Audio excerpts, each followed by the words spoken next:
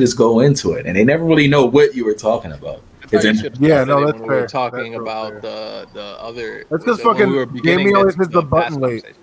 You Fucking know what? Jamie. Dang. You know what? I need to pull that up, guy. Valen, pull that up. It sounds nice. It's not gonna be me, but yeah, we both need one. What's your What's going on, people of YouTube? It's your boy Sophus here with two friends of mine, Captain Valen, Florian. We're going to talk about Black Clover, specifically this last arc. This arc doesn't have a name, like an official name, does it? Yeah. I just call it like on the Wikipedia. This is the resurrection arc, isn't it? Yeah, I just No, call it on the Wikipedia it just says Arc 9. for real. Yeah. Like when I was looking up what chapter it started, it just says Arc 9. And I was like, wow, okay. I'll be right back. I'm putting my son to sleep. So okay, well, I guess if you got the information right there, so when does the arc officially start?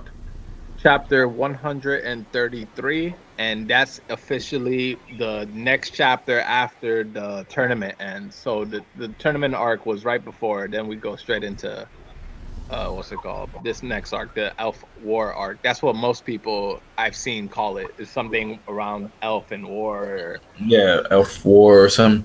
You said Elf 133. Resurrection War. I put it up on my phone just so I can't want to look at it. What was that? What was that chapter about? The 133. Yeah. It was just literally them getting in their uniforms because the tournament was deciding who got to go on the mission. So people were getting in their uniforms and gathering up, and then they were just talking amongst each other.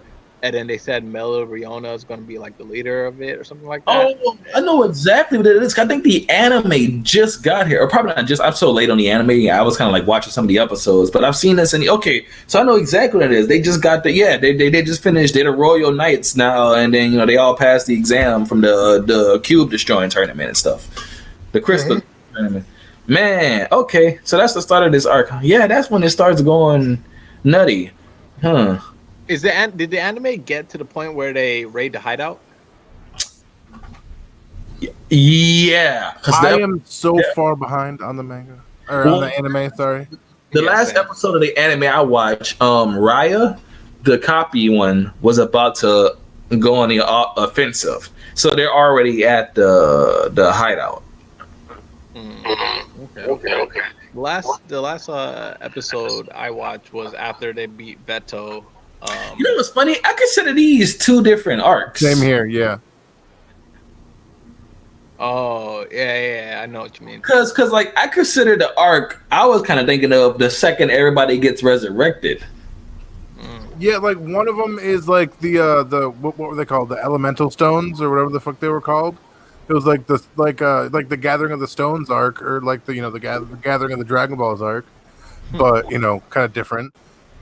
And then the Resurrection arc. Yeah, and that's kind of how I see it. But they classify it as what's going on, Jay Will. They classify it as just one arc in general. That's interesting. I see, because I remember when they were raiding the hideout, the villains from the Night of the Midnight Sun, start attacking the Black Bulls, and then I think since like that's all kind of interconnected with how the Midnight Sun guys died, resurrected, helped fight, like all the whole narrative is like in one direction. I guess that's why they consider it one arc. Yeah, no, but that's the thing. Black Clover kind of has that like fall on you story type storytelling. Like, how what's the better way to say that? Like, Black Clover storytelling is metaphorically equivalent to water falling off your skin. It kind of just like rolls into itself. It's just like and it's just like this happens and then this happens and this happens and then this happens and this happens. So it almost like never really stops. I've noticed that when I was watching the anime. Like as I binge the episodes, I'm like, man, this moves incredibly quickly. Like it just kind of went from like oh, there's children being kidnapped to like the Midnight Sun is here to like Patri here and then like Yami is here and then I'm like whoa, and then like the captains are here and then like and you're just like, man, what? No, like it does.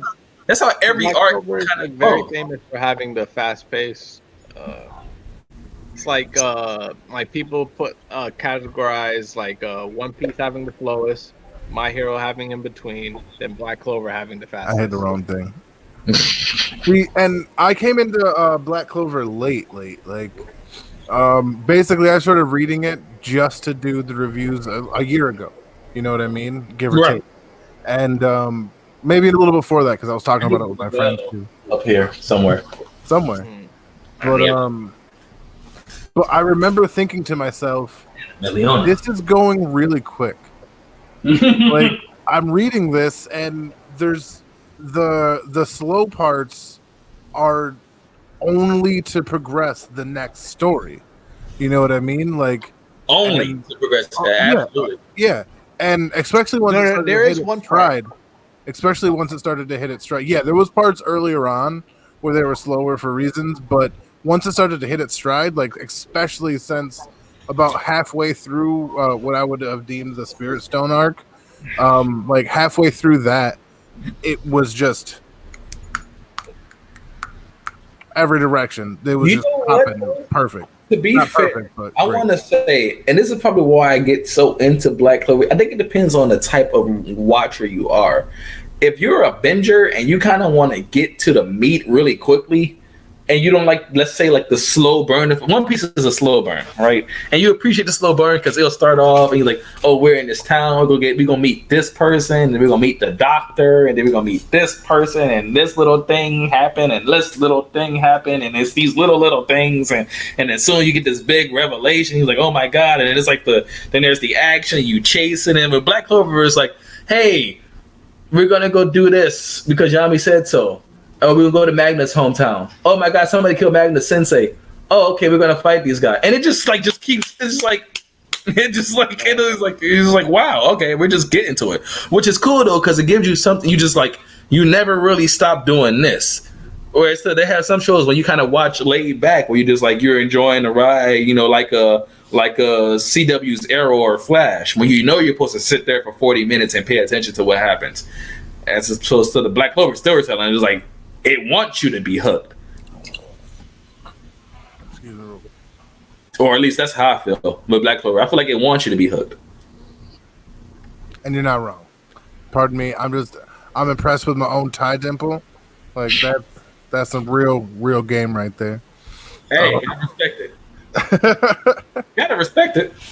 I didn't have time to pay attention to like my tie, so I like just noticed it. But anyway, yeah, that's the thing too. Like you said, they're all like batteries and stuff like that, in the sense that they're, when it comes down to it, everything's kind of quantified from birth. Yeah. But we'll use Volt and Magna because they've been shown to be like relative equals. You know what I mean? They're the same strength level, but luck has more longevity. Exactly. But I think as luck is more of the speed and Magna's more of like the hard hitting, if Magna can hit luck hard enough to beat him, as opposed to luck hitting Magna hard enough. Well, so I think the eternal dance, though, isn't it? Right? Does luck outspeed Magna? Or does Magna one shot luck? Yeah, you know, it's the eternal dance. He's gonna speed at him and get hit like a fastball. That's like my opinion. That's like what I want to see happen, because like the second I saw Magna and he had that baseball bat of fire too, I was like, no, that's my guy right there. Like that is my favorite character in this whole series. So I know he's gonna be trash, but I'm gonna love him anyway. But oh man, no, wait, what the heck are we talking about? Oh, so this arc. So where are we starting this arc? Are we doing just the resurrection, or are we gonna do like the whole temple raid and then Meliona gets jumped and all that? Like, are we doing like, how do you guys want to do this? That's actually a good question. I didn't think about that. I guess since we went in, we wanted to talk about the resurrection, mostly the resurrection stuff. Let's just be honest, because the stuff before that's cool, but it's leading up to talk to, you know what I mean? It's the amuse bouche. It's there to whet your appetite for the real shit we're here to do. So saucy swag juice, yeah, exactly. So why not just skip the I will say the foreplay and just go ball when Meliona gets jumped by like the Eye of the Midnight Sun. and she still just went ham on everybody. Mm-hmm. That was just dope, dude. This whole series, holy shit, saga. Oh my god, I can't fucking think of the word. The cumulative group of chapters that tell a singular story of an overarching saga. Like I said, saga, but that's not what we're calling it. But anyway, this the resurrection part has shown everybody turn up, and that's really the part that I think everybody likes the most. Is like this person turns up here, this person turns up here. There's so many people to turn up that it didn't there wasn't any reason to get down, to turn anything down. You know what I mean? There's so many people turning up in every direction that they had someplace to go to keep your attention. I said in a video about Black Clover when I was like, I'm officially this is officially one of my favorite mangas. Like I was saying, and I wasn't being sarcastic. I was really singing high praises. And I think it was the chapter after Noel used her. But the only reason why I said this is because I appreciated the fact that it felt very old school in a sense. So you remember you would get introduced to a group, and I'm talking like Yu Hakusho and Flame of Recca and even the older and you watch it, everybody in that you knew for a fact. Actually, you were just waiting for it. And One Piece is kind of like this in the early stages of it. But everybody in that group, every arc will fight somebody and improve in some way, and you're just waiting to see it happen. A lot of manga don't do that nowadays. Unfortunately, a lot of stuff is going not a lot of stuff, but when it comes to battle manga, it's 9 times out of 10, a lot of days, especially when it comes to the Naruto's and stuff, it's if you're not the main character, you pretty much don't matter. You might be cool and you might have fans and people might like you, but no one's expecting you to contribute in any possible fucking way in defeating the final antagonist or any you know what I mean? You're gonna stall for as long as you can until Naruto shows up or until Goku shows up so they can do it. Black Clover takes a separate approach. It was everybody is winning. Everybody wins. It's everybody wins.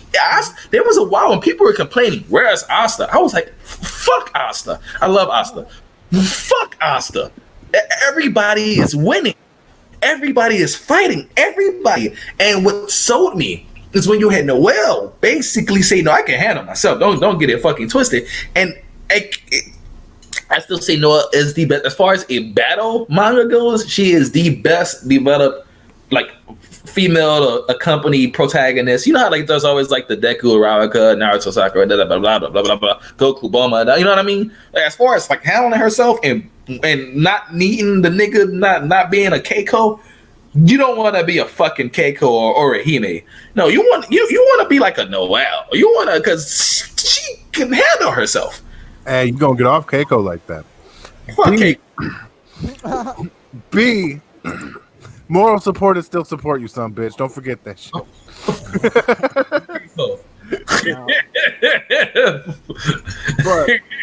I'm gonna say that. I'm gonna say. What she do? What did she do? She did nothing. Moral support is still support. Yusuke. That's all she did. Dude, you got a fat ass and a time skip. That's what she got. Yeah. You've been. Me and Val have been going. Is there anything you want to add before we get into the meat of this? I guess. All right. So, my bad. I had to go downstairs and pick up my food. I was heating it up, but it's funny because the reasons why what you said about Black Clover is honestly the reason why I like it. Because it's overall just entertaining fun. Right? It's just I'm always usually somewhat entertained with the little things that are. But when it comes to an actual like a story, I view it more as Dragon Ball Z, where I don't really take it. Wait, are you saying it's the same level of quality of writing as Dragon Ball Z, or it has the same purpose and function? Both.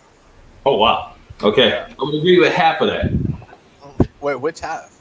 The fact that it's Black Clover as a series has the same purpose and function as Dragon Ball is give me fights to look at with characters I think are funny. Yeah. That and the quality of writing. Quality of writing.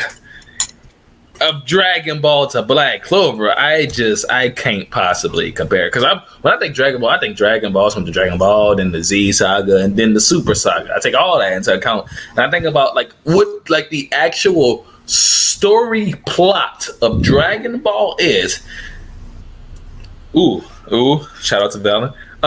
It's so badly put together, but I don't care because I love it. I love Dragon Ball. The second Dragon Ball Super comes back is the second I will stop procrastinating and do weekly reactions to something because I'm watching every single episode. You know what I mean? I love Dragon Ball. I love Dragon Ball, but that is the worst written story in the history of fiction. Fairy Tail. Fairy Tail has a way. I'm talking about the Fairy Tail actually has a plot. It's not the best written plot. There's a lot of inconsistencies and plot holes, and then characters never earn the victories that they get. They just never. The victories are just handed to them to say, okay, well, we're done with this arc. Let's go to the next one. It's terribly put together. But at least there's an actual, and they do the thing with the 7 years. You know, there's some type of foreshadowing and storytelling in Fairy Tail. I'm not saying it's good. I'm saying it's there. There is no type of storytelling. Dragon Ball is entirely a character-driven narrative. It's all characters. It's no story. It's just, what's Goku doing? Goku's doing this. Okay, well, oh, now what's he doing? Oh, he's okay doing this. Okay. The other thing about, especially the Z Saga is the most atrocious. It just never stopped. It's like, oh, look, Raditz is here. Oh, look, the other Saiyans are here. Oh, we got to go to Namek. Oh, it's Ginyu Force. Oh, it's Frieza. Oh, Goku, we need you. Oh, no, Krillin's dead. Oh, no, Goku. Oh, but it's the androids. Oh, my God, it's Cell. Oh, he got the androids. Oh, look, his boo. It just never stops. It never, you don't get a break. And that's what Black Clover does as well. It's not supposed to stop. It's supposed to get you to the next fight. Because clearly, you're here for the fights. Yeah. So back to what I was trying to get at with the. All right. So both in the functionality of what it is, you're here for the fights. That's exactly how I view the series. I'm just here for the fights. When it comes to an actual story, it's what's the word I can use? I'm not looking for much from out of it. Is when I read it, I'm just like, okay, this is cool, and some of the things I can see. Everybody, yo, this is dope. Oh yeah. I thought it was just gonna be my screen, so I was gonna leave like the little things up there, like just to have the galaxy as the image. But yo, I'm finding out this thing's dope. I'm sorry, his stream. I didn't mean to take it over with my curiosity. I'm like a monkey like that. I gotta fiddle with it. But when I also say that the writing level, like the level of writing, is similar to Dragon Ball, I don't compare it to Dragon Ball, the original Dragon Ball, because I've never seen it. I don't compare it to Super because I haven't watched it all. But I compare it to Z because within Z, you'll have these nice character moments, right, where like Goku sacrificed himself for Gohan's growth. And then teleporting Cell away. That doesn't make sense. I get where you're going with this. But Krillin's death and the push Goku forward. Like there's a lot of nice moments in Dragon Ball Z, but like overall you still see it as like, yeah, but it's not like, it's not the best. It's not good at all. That's how that shit doesn't make sense. A lot of that doesn't make sense. Okay, well, at least a Black Clover story that is trying to tell you makes sense. I'm not saying it's the best. It makes sense. There is things in Dragon Ball or teenage cyborgs that were made on Earth, built around data observed from Goku in the Saiyan saga, stronger than the Emperor of the Universe. Hashtag Shonen Spirit, bitch. And this is the only point I make when there's nothing in there. And I hate to say, I love Dragon. It doesn't make sense. There's so much that don't make sense. I don't want to go on a rant. We're just talking about Black. I'm just saying, like, just say Dragon Ball and Black have the same level of storytelling. At least Black Clover's plot isn't poorly put together. It's very simple. It's not genius in any way. But at least it's like, okay, I get it. There's never been a point when I'm watching Black Clover's story, except for the part where the two devils didn't know who each other were. There's never been a part in reading Black Clover story where I was just like, I don't get what's happening. Not like Naruto, where Naruto tries to have a story and he does like a really bad job. But anyway, I love Naruto. No, story. It does. It sucks. There's a lot of potholes, but it's good. I mean, it's better than Fairy Tales, but that's not saying much. It's like a Brooklyn road, Jack. All pothole, no road. Actual story is better than Bleach's too. But that's also not saying much. But anyway, so let's wrap. So let's get into the part from when the elves took over people. Not just West, right? They took over the existing Magic Knights bodies. How did you feel about that? I guess Florian, you wanna? Florian, you start. Okay, Oh no, hey, I love that enthusiasm. Go for it. All right, no, I'll go. All right, so I felt like it was reminiscent of how the Chimera Ants came back, but I thought it was done better, right? Because when the Chimera Ants came, it was like something I didn't really see coming, but it was just like, oh, okay, this is what's happening. But when they dropped the ball, like, and I want to say there's a good like 5 to 6 moments in Black Clover where I legit was like, yo, this is good. Like, I'll put my pride aside and calling it trash. I'll be like, yo, this is good. And when all those guys turned into the elves, and I was just like, yo, all right, now we're getting somewhere. Like, now I started to respect this series a bit, right? Right. But I loved it. I Never did nothing like that. I just want to say. The only downside to turning them into elves to me were that you'll have the like Luck and all the people who turn into elves, like there are villains, but they're not the same type of villains that we're used to. It's not as impactful. It's like it's a shell of a person, but we're seeing someone else's face that we're familiar with, and we know we can't tie that face to the villain that we're actually fighting. So it was a weird parallel when I see like, yeah, we're fighting Luck, and he's supposed to be an antagonist right now, but he's not really an antagonist. Right. You mean it's not a permanent thing. Like it's here solely to be the like like to me, like they were just high tier fodder, pretty much. Yeah, right. Things to fight. Things to fight. Not Luck, but like the other ones, the other. No. In that sense, right. They were cannon fodder in the sense they were things to fight. Yeah. Right. And they want to hear some dope fights. You want to see Magna fight Luck? Well, here you go. Valen, you would like to interject here? Yeah. See, I really liked it too because I'm always a fan of like an infiltration, like how somebody gets in, the why, like, and that's always really cool to me. But the way this was done, while at the same time being like ham-fisted in the sense that it just kind of happened because it happened, like the way it's done is actually like respectful to the idea of what's happening. I guess is the only real way I can put it. So it was like, what the crap? For a second, you're like, I don't know how I feel about this, but the way it's done, like the fact that it's just really just their physicality that they maintain, like their insides have essentially just been like engulfed by the spirit of the elf, and the real them essentially shut inside a nice elf casing like an M&M, and that's really what it was. And I really I kind of appreciated the way they did that and how that reached the highest levels. Like, not only did that happen, but it didn't just happen to like a couple of fodder people and one dope ass person. It happened to a bunch of people we wanted to see get down. That's what it was. Ooh. Heaven's busy. But that's what it was. Like, we wanted to see people get, like, we wanted to see people fight because, like, just because of their position. You know what I mean? Oh, those are the best. Admit it. Every time we saw some new, the thing that kept us coming back, at least I'll speak for myself, was the fact that I knew I was going to see somebody new fight. And when I tell you, the fight with Charmy was one of the best moments in the arc. You know I'm not lying to you. You know I'm not lying. Yeah, it was. Yeah, it was really really amazing. I'm not even gonna lie. Yo, Florian, help me find a chapter where Asta and Yuno first fought side by side. First fought, like before this arc, or in this? It went against Klaus and the other guy, the Resurrected ones. Wait, Klaus, that was the Resurrected Klaus. And then when it gets him, and I'm trying to find something. I'm trying to see, but I can't go off the titles alone. They don't really help. But I know I'm in the right kind of area.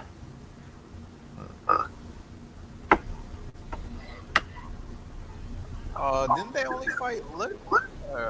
No. Austin and Yuno worked together to defeat Klaus and some other dude. That They was were before. inside the. Oh.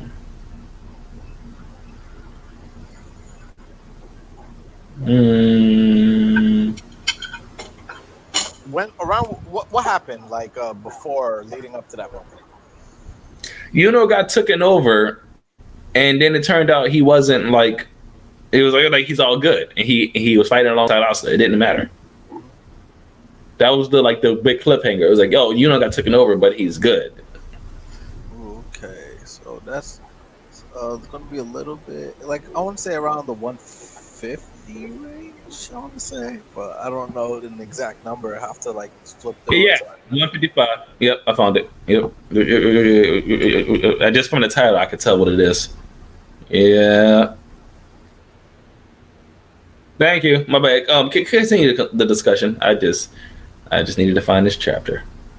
Because this was like a really, really good. This is probably the one chapter that was getting me into Black Clover. I was thinking, you know what, they might be on to something here. This is really what that chapter was for me. It was like, you know what, this series really might be on to something. 150. Have you ever had a moment like that in Black Clover, Valen or Florian? Anybody want to answer that? Yeah. So there's a couple moments where I see Black Clover signs, but for the most part, it's just like. I feel like most of the series is like lazy, but these moments here is like the hopeful moments. The reason why I read it just be like, all right, this is good.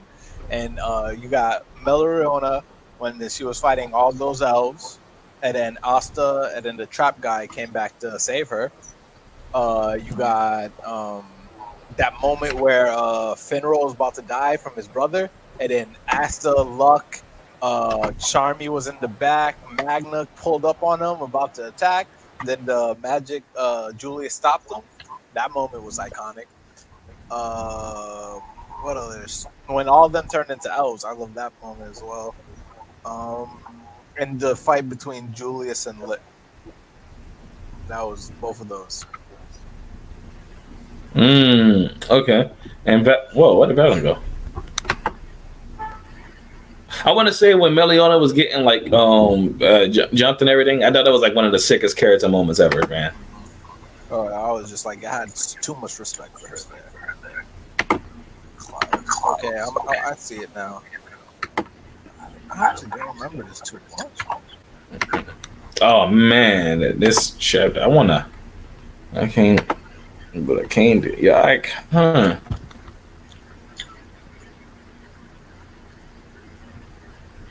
So they animated this, or no, they're not here yet. No, they're not there yet, but they will be soon.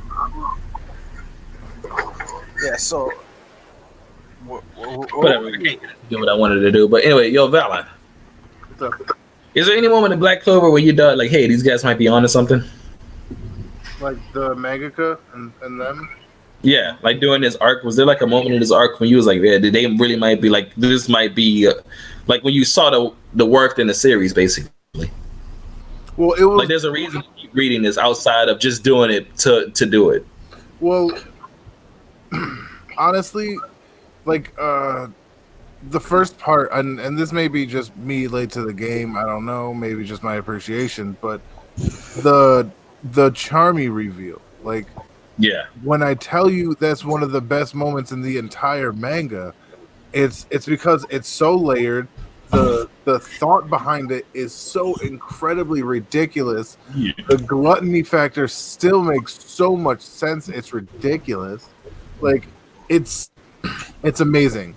And it does the fact that people still aren't talking about it as the best moment in the entire series bothers me.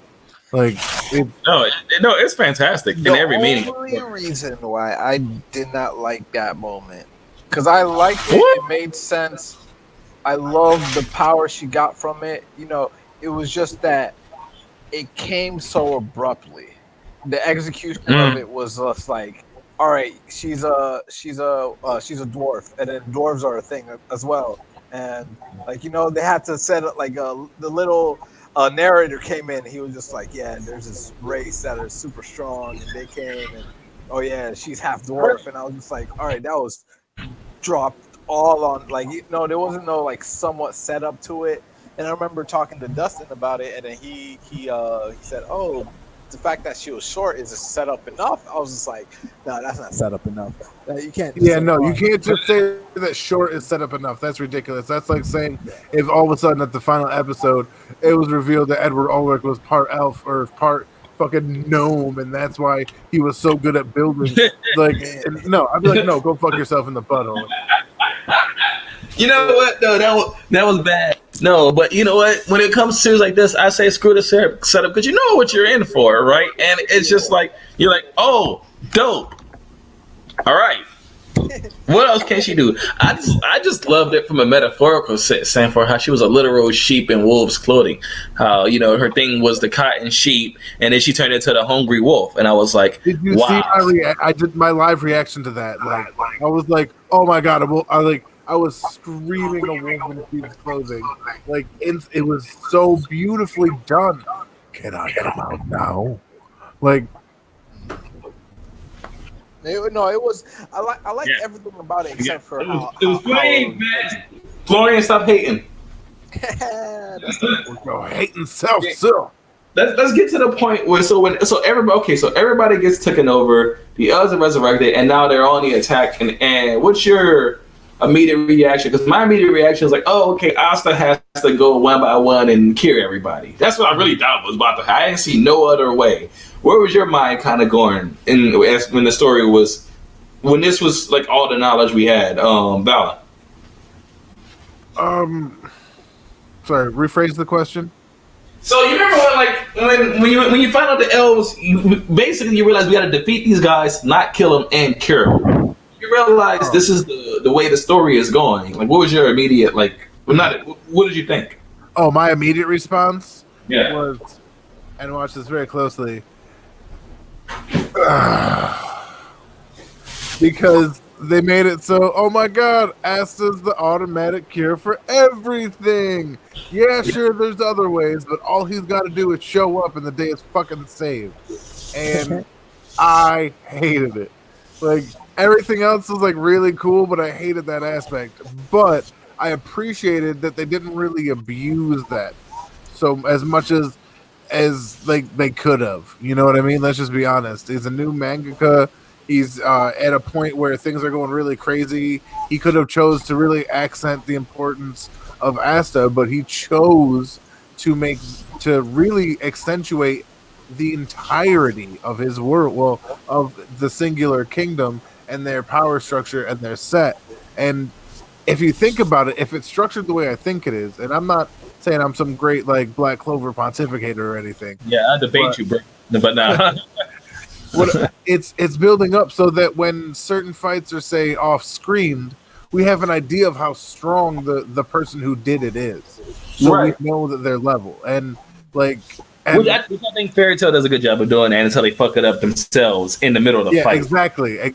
Like, Fairy Tail is an example of like doing that badly, and I think this incredibly slow rise to it is a very good way, and it's being handled pretty well. But like I said, the whole Asta automatically being the cure. Have you realize characters who aren't around, like when you came to like the Loxuses and the Gildarts, you understood and you got why they were supposed to be powerful. So when they showed up, it was like, oh, that's awesome. But then when you have them kind of like just go against another character that's supposed to be powerful and then get their ass whooped for the entire fight and then do one thing to counter and then win, you just start scratching your head. You're like, so like, wait, what happened? Like, and that's okay. I don't want to get into that. Please continue. That's why I say Fairy Tail does a good job of it, but then ends up fucking it up. Black Clover would do a good job of letting you know who's powerful and then remain consistent between the heroes and the villains. As opposed to Fairy Tail, it's just like, yeah, the heroes need to win, so. True. But no, please continue your point. I just hate when anybody's the cure. Like when I was, oh my god, when I was reading the Phalanx Saga for the first time, and like they showed that Adam Warlock was the cure, I was super pissed about it because I like that's the only like example I can think of in the moment. Because it was one of the ones that like I hated the most because he just kind of shows up and is the fucking cure. He was he just does what needs to be done, and then it's over now, and it's just like I hated that, and that's kind of what I thought was going to happen. Like, you know what I mean? Because that was the easy bow for the Failing Saga, and I didn't. Anyway, we're not talking about that. And it didn't. But the point is, it didn't do that. It didn't abuse it. It didn't abuse that cure, and kind of used it more as like a final thing. Like they would go through everything, and like if the emotional plea didn't work, he would show up, and I kind of like that. And sometimes he didn't. You know what I mean? And they had to kind of damn near die. Yeah. And, also, second greatest swallow up goes to Noelle. Her Valkyrie form. Let's just we're here for it. Hold up, the accent is somebody in the shower. No, I'm throwing out the chicken. Florian. I guess you go next, but I'm about to mute myself so I won't be like distracting. All right. So did he say he's about to take a shower? No, he said he's thawing some chicken. Oh. Yeah. Okay, I don't know if you can hear me. Just one person who cooked food to another that's not a sanitary way. The second hot water touches it, it starts to cook it. Just letting you know. Anyway, continue. What if it was cold water? Even then, it's not freezing. What if it was wrapped around in plastic and you thawed? Still, it wouldn't matter. And I believe in washing chicken anyway, so it doesn't matter if it's like gets wet or whatever. That's not the point. Yeah, crazy. I'm not too much of a cooker. I love cooking, so that's my shit. All right, so my initial reaction was similar to how Valen reacted when all of them turned into elves, and then I was just like, yeah, Asta's probably going to turn him back. But at the same time, I was just like, yeah, there's too many people for Asta to turn back. So what's probably going to happen is that there's going to be some convenient thing like how in the first Avengers movie, when you have Tony Stark blows up the mothership and all the Chitauri pretty much falls to the ground. So that's how like I thought of it. And again, every single like majority of these moments we're going to be talking about is you'll see the reasons why I don't think I don't hold Black Clover to like that highly, and that's because a lot of this is just like it's not like plot convenience or plot device. It's just how the story is structured is that since magic is so vague and you could do anything with it, and he gave the main character pretty much the power to cancel every magic. It's like there's so many easy problems and fixes because you'll have magic is the problem, so use anti-magic to fix it. And I feel like this is going to be a cycle that goes on repeat over and over again. And usually I don't like to judge a series based off of that, like, you know, like that detail, because I could have said the same thing about Naruto and the Nine-Tailed Fox. It's like, every situation he'll just use the Nine-Tailed. That's not how Naruto's story is structured. It's like you have to wait to see it executed. Like not Kishimoto.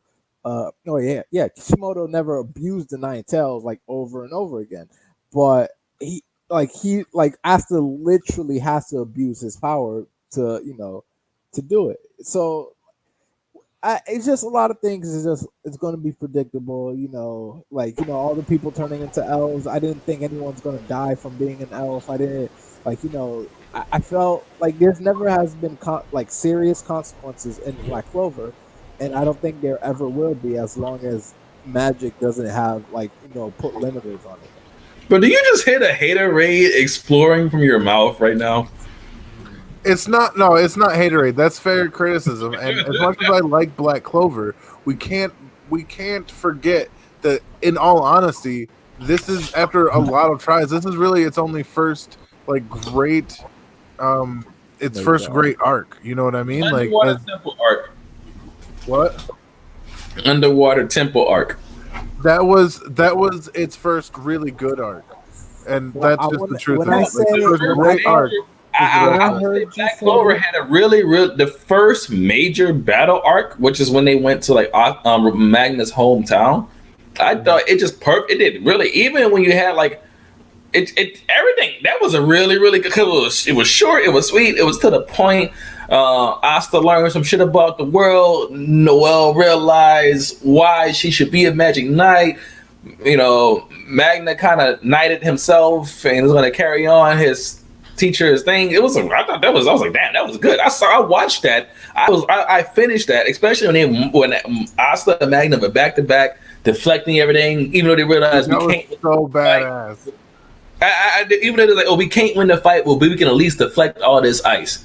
I was like, this is badass. I was like, this is cool. This is so from the start, I would say Black Clover has some good shit all throughout. I'm not saying like there's a difference between being good and like having its name mentioned in the same breath as fucking One Piece and Dragon Ball. I know you have your opinions on Dragon Ball, but it's revolutionary and it influences everything, and that's really the point. You know what I mean? Like, you can't say it's on par with them until it has more than one great arc. You know what I mean? And this is its first great arc, and that's dope. And I don't want to take anything from that. You know what I mean? I'm not trying to talk shit. I'm not trying to hate on it. He's like, I am.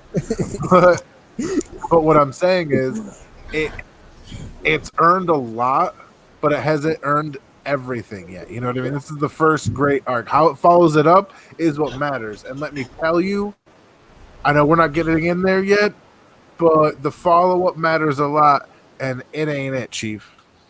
You heard it here first. Tom Dingo signing off. Okay. Hold on, let's go deeper. Yeah, I know we're not talking about that right now. I get it. But 1 second. For the most part, I wanted to talk about how this is his first great arc, because I don't consider the Underwater Temple arc as his first great arc. And when I think about like great arcs, and I guess my opinion is a little biased, because like most great arcs are usually long, stretched out narratives, right? And just the sheer length of what's it called, the Water Temple arc, and not only the length, it's more so the scope on what it deals. Right, it felt like a very small, contained story. The Water Temple arc, it just felt like a mission they have to complete. But this great war that happened, it was just like the what's the word? What's the word I'm looking for? The actual, like, the backlash that it could involve with the world, the people, the X and Y. Like, that's why I could put on like great art status. But it's one of the reasons why I don't put the Pro Hero arc or the Endeavor arc from My Hero as a great arc, even though I believe it's a 10 out of 10 arc. But it's just, since it's so short and not as grand scale, I can't put it against like Marineford, right? Yeah. No. As much as I like it, I wouldn't even say that like Marineford gets to be the standard for it. And this is as a huge One Piece fan, you know me. But this may be controversial, whatever. But I think one of the best arcs is written by Togashi, and it's in Yu Hakusho, and it's the Dark Tournament arc. That shit has everything you could. But I think he was talking about in comparison to the fact that it's about a war. Yeah. Right. Oh, like something. Like, Dark Tournament arc is still like it's a huge tournament arc, but I'm talking about like how.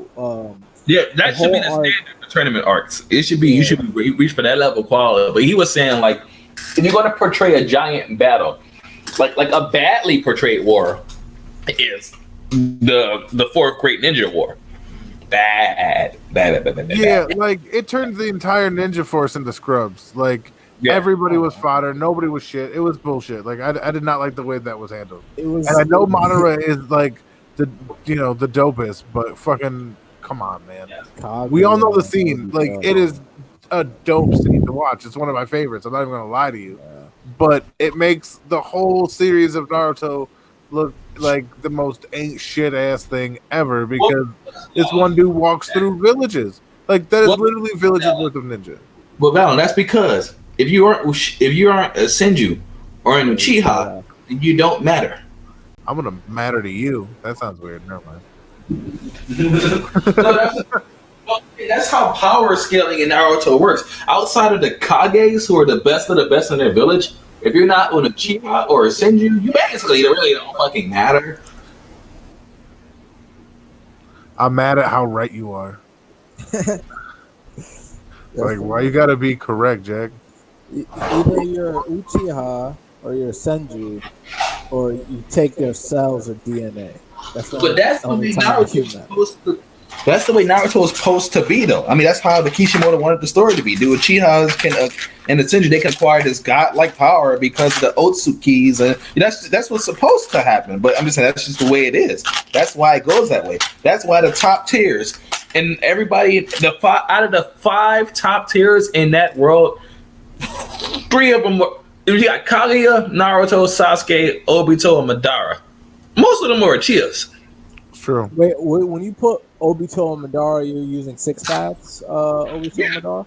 Okay, just like the strongest. So pretty much, if you come from that family, then if you have that 6 actually no, you say that. You see, this is. I don't like to talk about Naruto because there's this thing that nobody likes to fucking mention.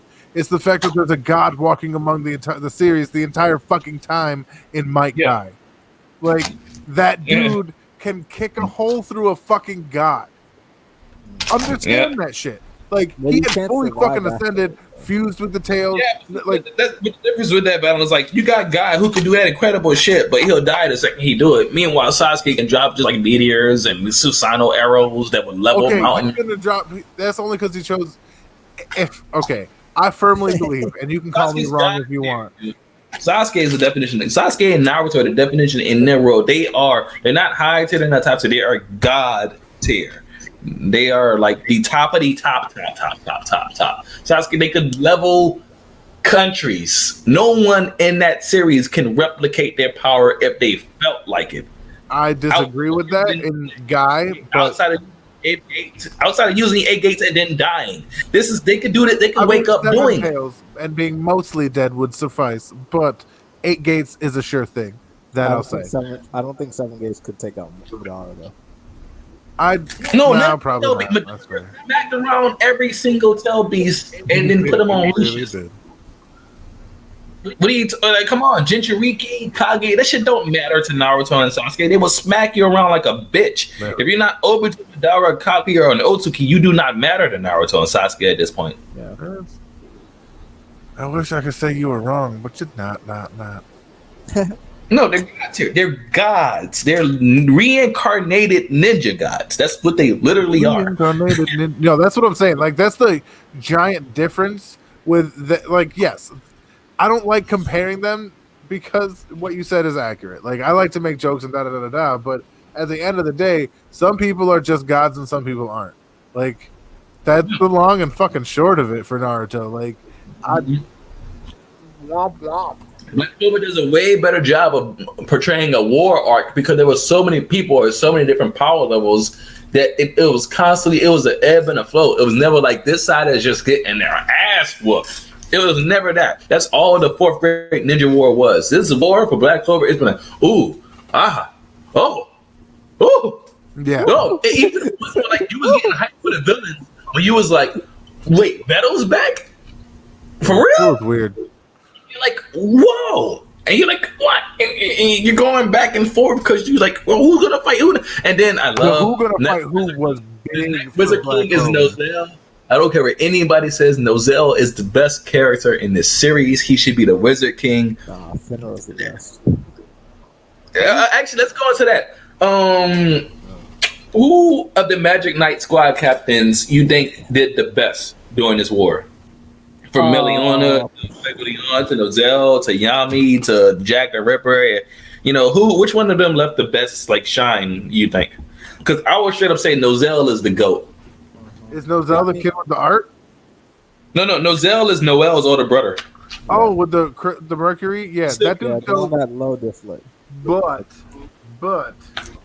that kid that with the art. He's nasty. That shit was like crazy level. Like people were having I'm saying I feel like and his position makes him better than Roselle too. What's up? Can we talk about how a character who was already a Magic Knight captain, who was and a royal, who then got possessed by an elf spirit to get even more mana, was going 1-on-1 with Charmy? That's true. Like, Charmy's. We don't know anything about dwarves to say enough about Charmy. No, but we do know that Charmy power works by consuming magic and then gaining magic from consuming magic. That is true. Which let her fight with a Magic Knight captain who was already royal, who was reincarnated and given even more power. And she was 1v1ing him. What does that say about Charmy? She's honestly, probably Magic Knight captain level. Like, Charmy is ridiculously dope. She could definitely stand for a promotion. But that's under the inclination that level of power can be maintained for any long enough amount of time. Like, let's say Licht came for Charmy, what would she do? She would die very quickly, and she might not even have time to get to the point where she could get to that stage, because it seems like she might need a little oomph, a little ass whooping to get the motivation to. So that is. My only response to that is somebody who plays a lot of fighting games. A character will always have a bad matchup, but a top tier character is a top tier character. That's fair. And no, it's not even about a matchup. I just mean, like, as far as the scope of things, I haven't seen enough to say that she's on the level. Like, Julius is amazing. Let's just call that what it is. Regardless of what I'm going to say later in this stream, because I'm going to say it. Julius was an amazing Wizard King. Like, period. He fostered, encouraged, and promoted young wizards in their powers. He was not unlike Dumbledore in a lot of ways. Man. He was so fun. I love watching him sneak around. It was so much fun. Julius, I wish.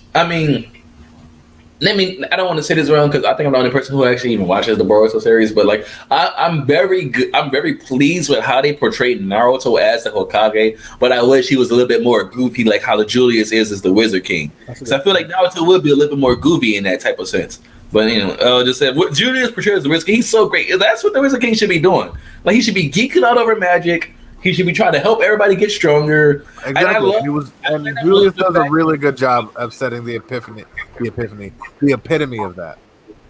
And I really love when Austin, asked you how to become the Wizard King. Klaus was trying to go like, "Oh, you got to be a noble knight and do this," and then Julius like, "No, none of that is true. You got to get results."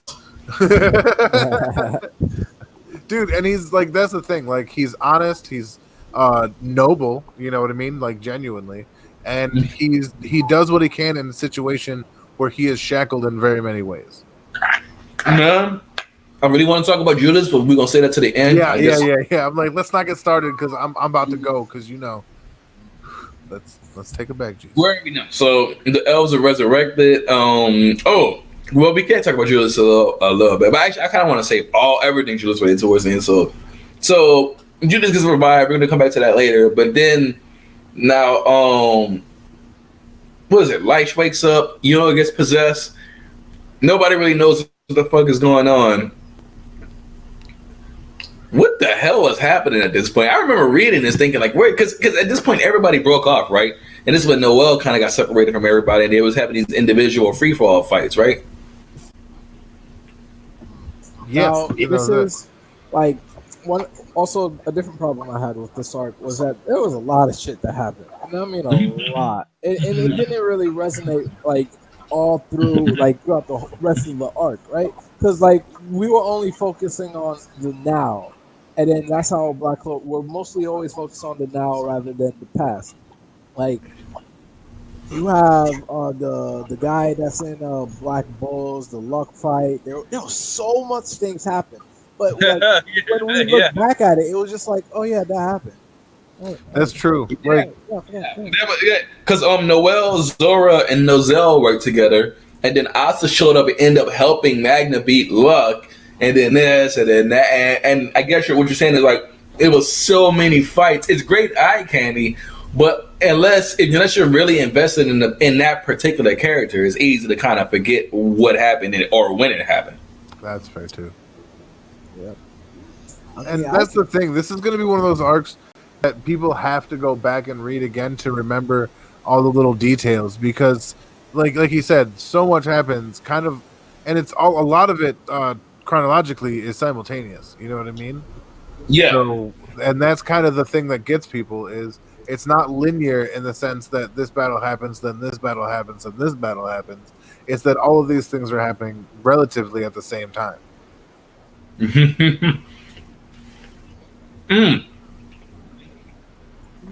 So when the first Wizard King comes back, how are you guys feeling?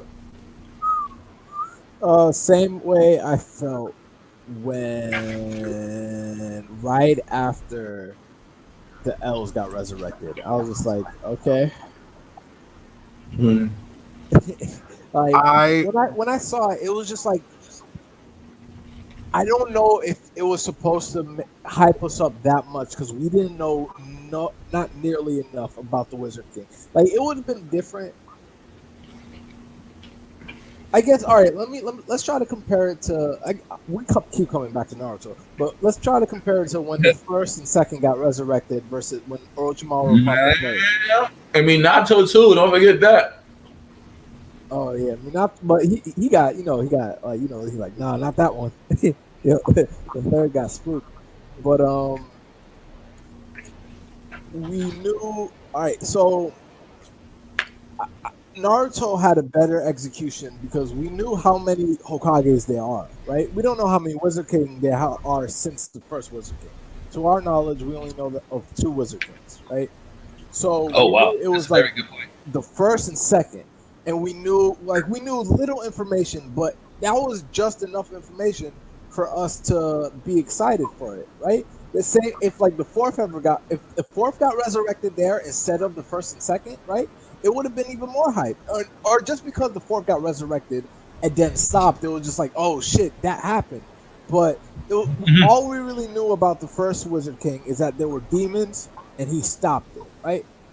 And then it was just it was underwhelming because no one really cared for the character.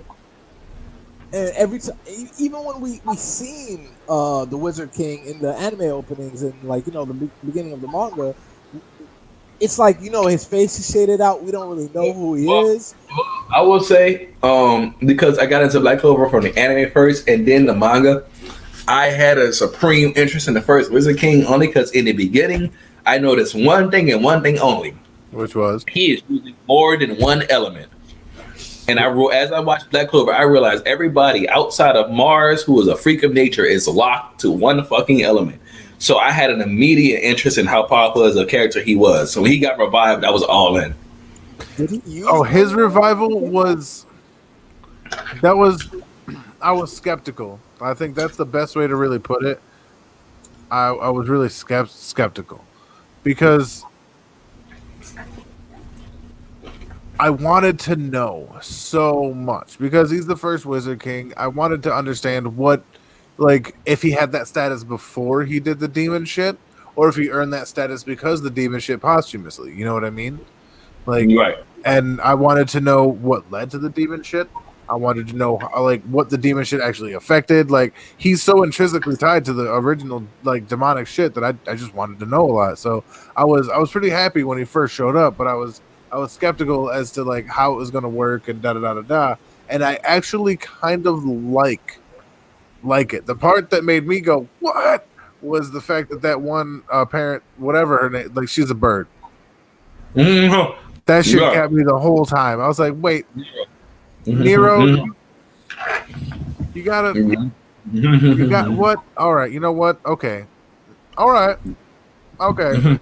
That's basically where I was at with it. I was like, okay. Because I already know why. I mean, probably not why, but and to do that is just to bug Noelle's character because Nero's going to stay in her human form now for the most part probably and hang around Asta, and that's just going to be a new character dynamic to introduce for comedy's sake.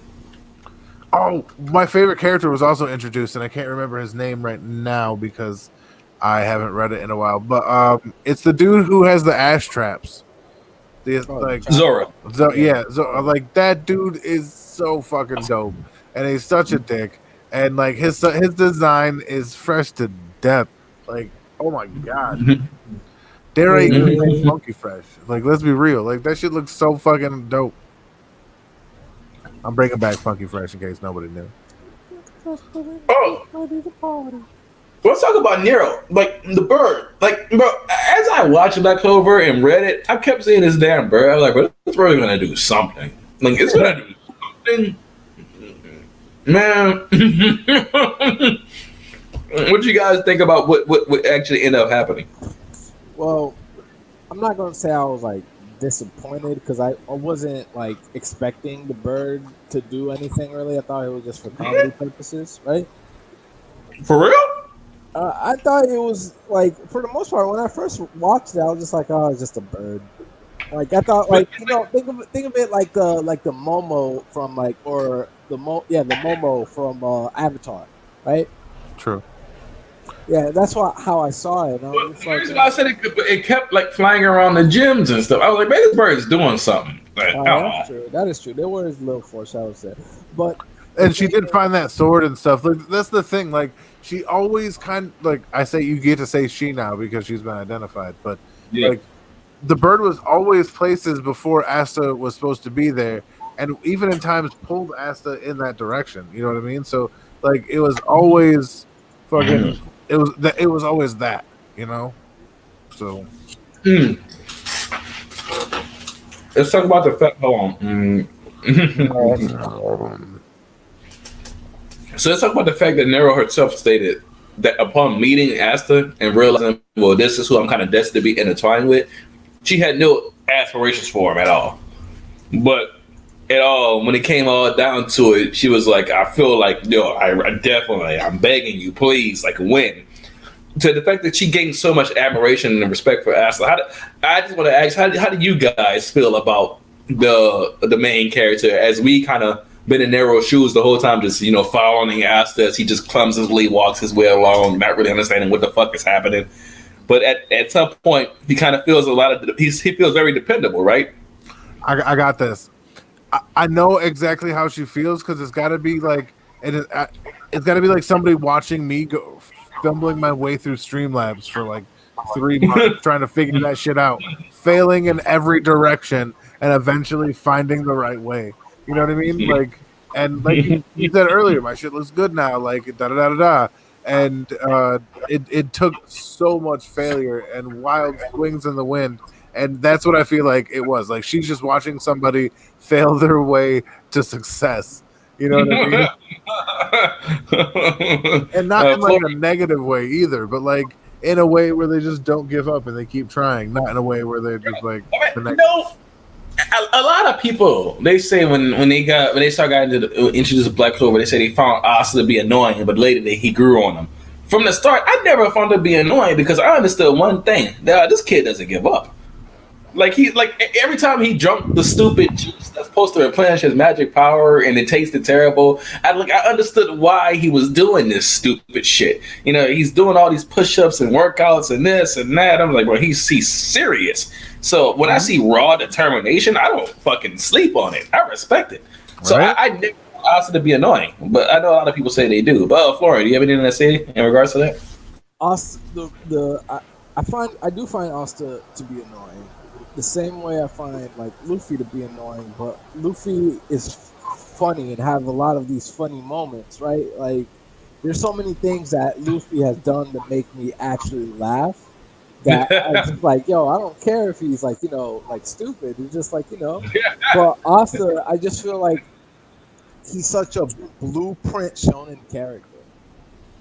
I mean, that's not even wrong either. Like you know what I mean? You can't say that you just can't say that that's wrong. Yeah, there's no usually every shonen has a little bit of spice to make them different from the rest, but I feel like Tabata just like, no, I'm gonna make him the most shonen protagonist ever. You know what? That's fair. That's probably like it's just the whole show or the whole series is just like I have to make this as shonen as possible. As shonen as possible.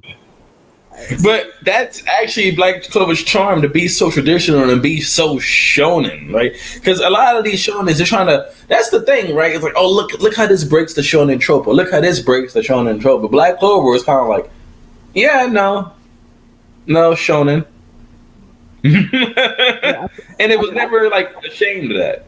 yeah, I Yeah. feel like again It is unabashedly shown. the reason why I'm continually like caught up to Black Clover, reading it week to week, is because it's enjoyable because of it's a shonen. But if I'm comparing it to an actual like people who want to tell an actual story, then I'll be like, all right, you got to put Black Clover with the Dragon Ball Z's, right?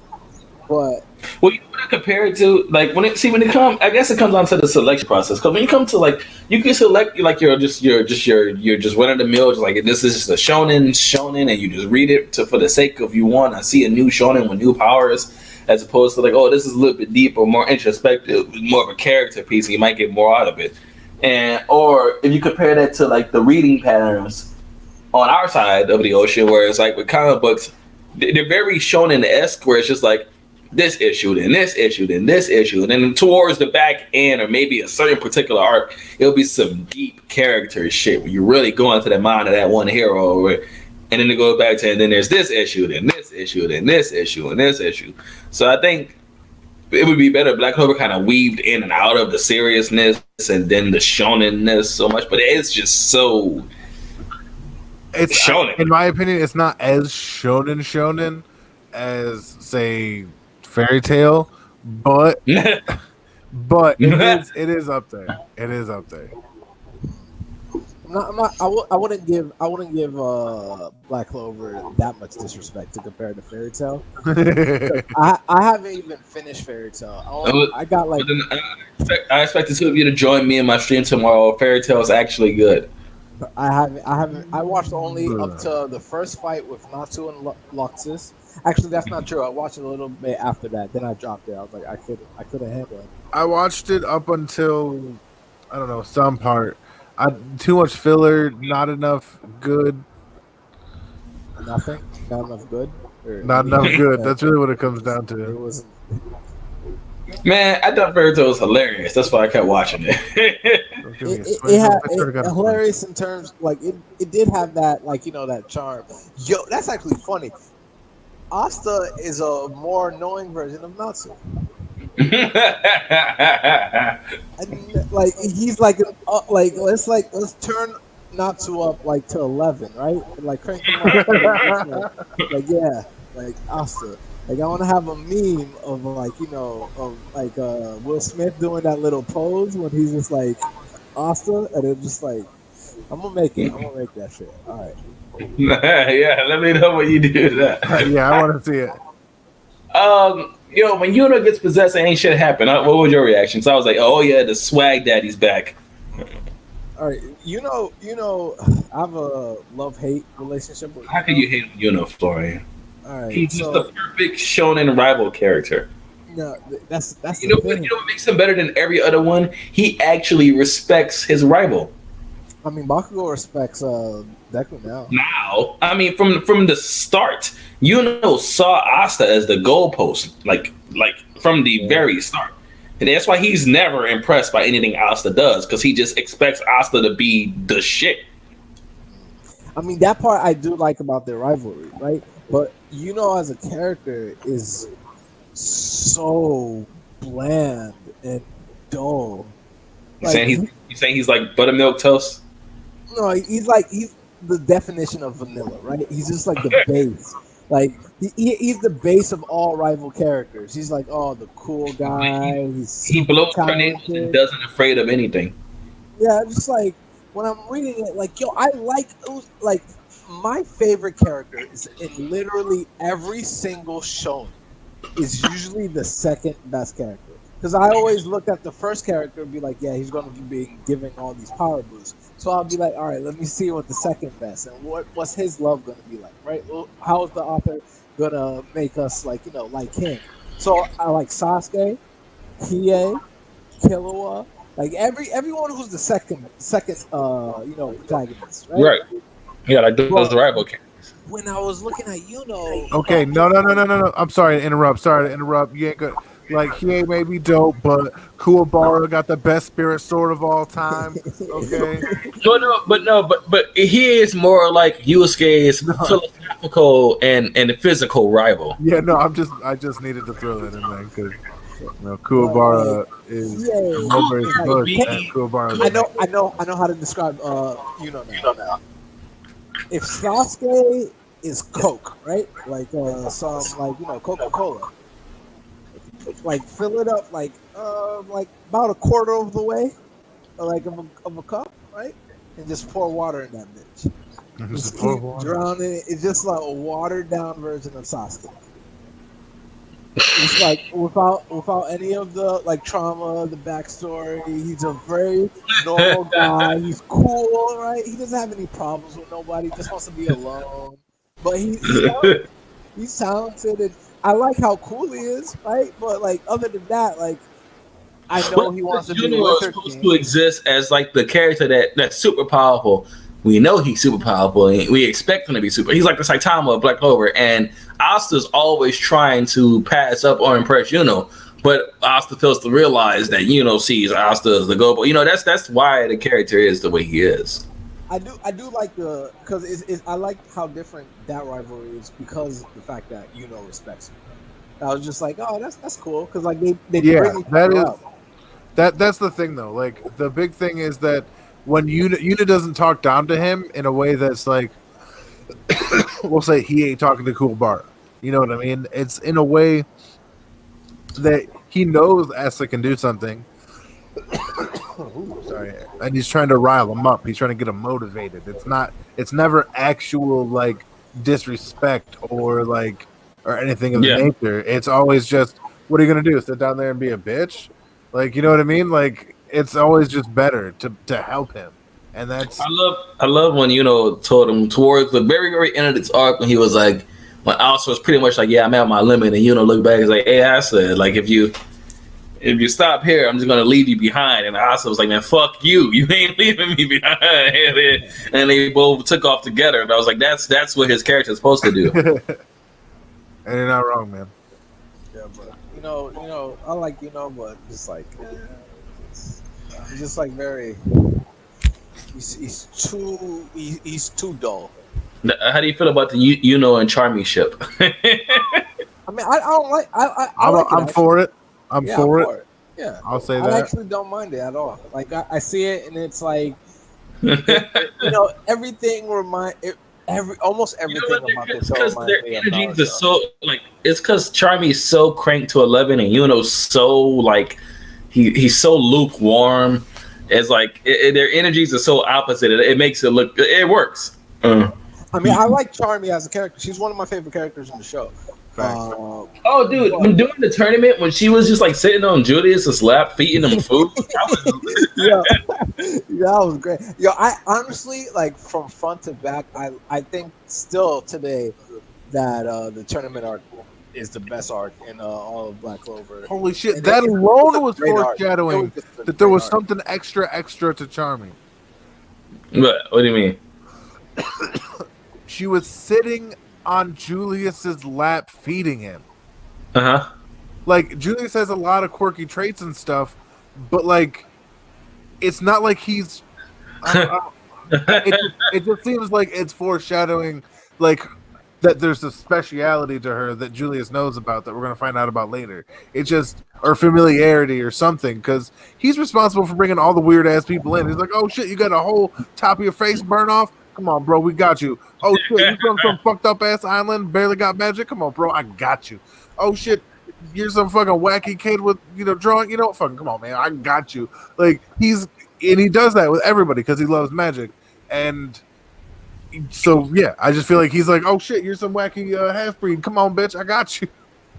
You know what I mean? And, I mean, it also could speak to a testament of just like how comfortable she is sitting there. You're like you could run the risk of irritating this guy. You know what I mean? I guess you could see it from levels like there. But that Titan arc was smooth. But what was I saying? Oh yeah, so Yuno gets possessed. He's an elf now, but he's still Yuno. I'm not gonna lie. I thought I it didn't was like that. I didn't like that one bit. no. You know what? I did because I was thinking. Oh, at first, I was thinking, "Oh my god, we about to get the Valley of the End via Black Clover type shit," and that totally didn't happen. It subverted my expectations. And I was like, "Wait, no, you know, still good? Are you serious?" He's like, "Yeah, no, I'm still good." And I was like, "Oh, okay, okay." I was like, "Yeah." I thought it was pretty damn cool. All right, so I would have loved the I Valley of liked the it. Yeah, that's what I was getting to. I thought that's what it was heading to, and I was just like, "Yo, okay, maybe this arc might even be doper than I thought." And then he was just like, "Nah," just reversed it, and I was just like, "Oh, okay, never mind." I got my hopes up, and I was like, oh, "Okay, never mind." But to be clear, do you guys know? Because I can't remember exactly why, but was the reason why was able to turn back was because he was the reincarnation of Lick's baby? Yeah, it was his son. Okay, that's what I Yeah. thought. Right. Yeah, the infant. And not just that, but I thought, wasn't there something to do with the fucking chain metal thing? I can't remember all of it. Like, me neither. That's what I'm saying. Like, I'm not, like, I prefaced this shit in the beginning. I do not remember everything. I don't remember most because shit happens so quick. You know what I mean? So, What? Am I wrong, or is like supposed to mimic like the first Wizard King, and Asta's supposed to mimic was it Late, like the one who had the original sword user? I'll say yeah. Because even if they paralleled them down to a T towards the end, right before they both went away, and I was like, so this is like when looking at the first Wizard King and looking at that guy, I was like, oh, so this is kind of like the power we should expect and Asta to have at the end of the series, then. I don't believe that one bit though. I don't know how I feel about that. He's gonna go like again. I always compare him Black Clover to Dragon Ball Z, but he's just gonna up the power scaling up and up. That's all this show. It's gonna keep going. It does have to escalate because he's fighting different kingdoms now, and I think what they're gonna start to do is I think they're gonna start to deal more with like fusion magic, like actual team magic, where like we'll say how to finish somebody, fucking luck and whatever will do the thing, and they'll have like the fire lightning ball thing. It'll be like that, but on a much larger scale with people more akin to like William and fucking Yami and shit like that, and it'll be much harder to deal with. That'll be dope. Then we get to that will be like kind of like how the extreme magic is in Magi. Yeah, not unlike that at all. Oh, that'll be. I gotta finish but first I gotta finish Hitman, and then I gotta finish Jujutsu. Anyway, I started watching that because we were talking about it. But wait, which one, Magi or Jujutsu? Hitman. Hitman. Wait, what part are you on, real quick? The one dude, the boxing dude, just beat the boxing dude for the other half of the ring. Oh, okay.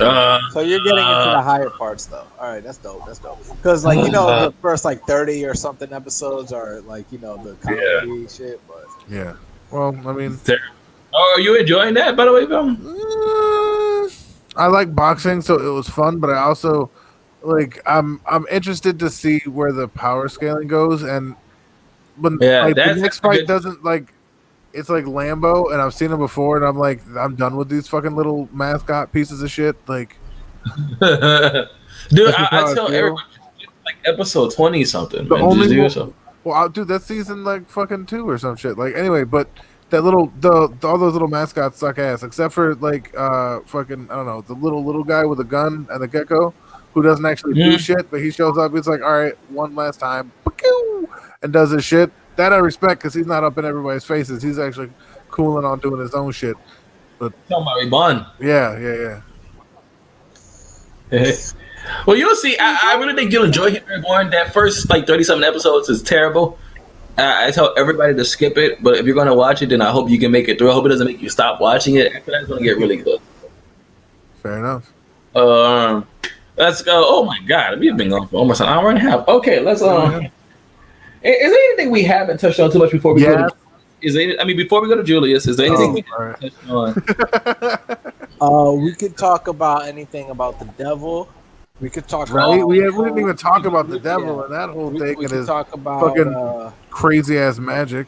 Yeah, we could talk about his magic was the most bullshit thing. It was just like, do what I say, magic. I was like, really?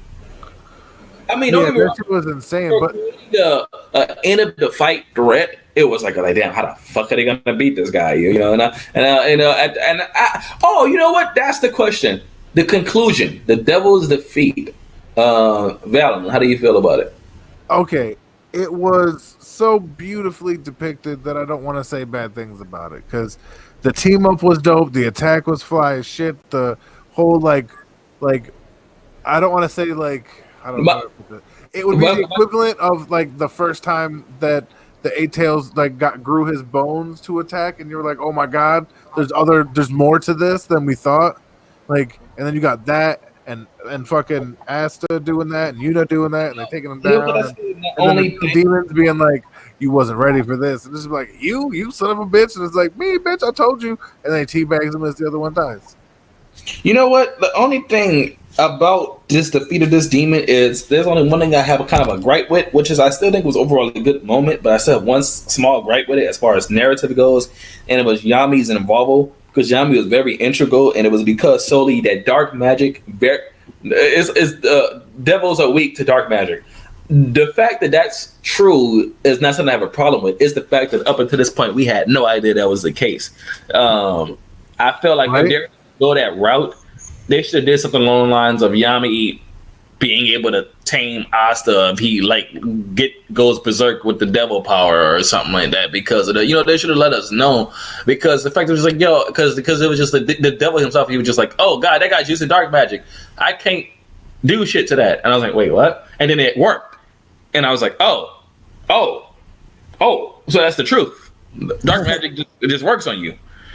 And then the thing is most of the plot points in this show usually aren't set up, or they're set up so subtly that you wouldn't even remotely think about it, right? Because you got the same thing with Charmy. You got the same thing with like Vanessa. Like you'll find out she's a witch later. Like and then she can control fate itself, and you're just like, okay, that's what's up. I love it, but it just kind of happens. Everything just kind of happens. That's how I've been taking the series. You just gotta just let him do his thing and be like, all right, this is what's going on. But I feel like something as simple as the devils are weak against dark magic, unless this is the setup and they're planning on going into this even further. It could be the case. Valen, any thoughts? I guess This is obviously this was not only showing that demons were individual entities in themselves, but that they had some regard of hierarchy and structure and knowledge of each other. You know what I mean? Like by just acknowledging in a negative way, there's connotation that somebody is deemed lower for any reason. You know what I mean? So there's a lot to infer from that and da da da da da. So I think it raised a lot of questions and answers, but definitely more questions than answers. But going forward, I feel like Asta can't be the only one. You know what I mean? Asta can't be fucking special. He is special in the sense that he doesn't have magic, but he's not special in the sense that there's a demon riding with him. We know that can happen. Yeah. You know what I mean?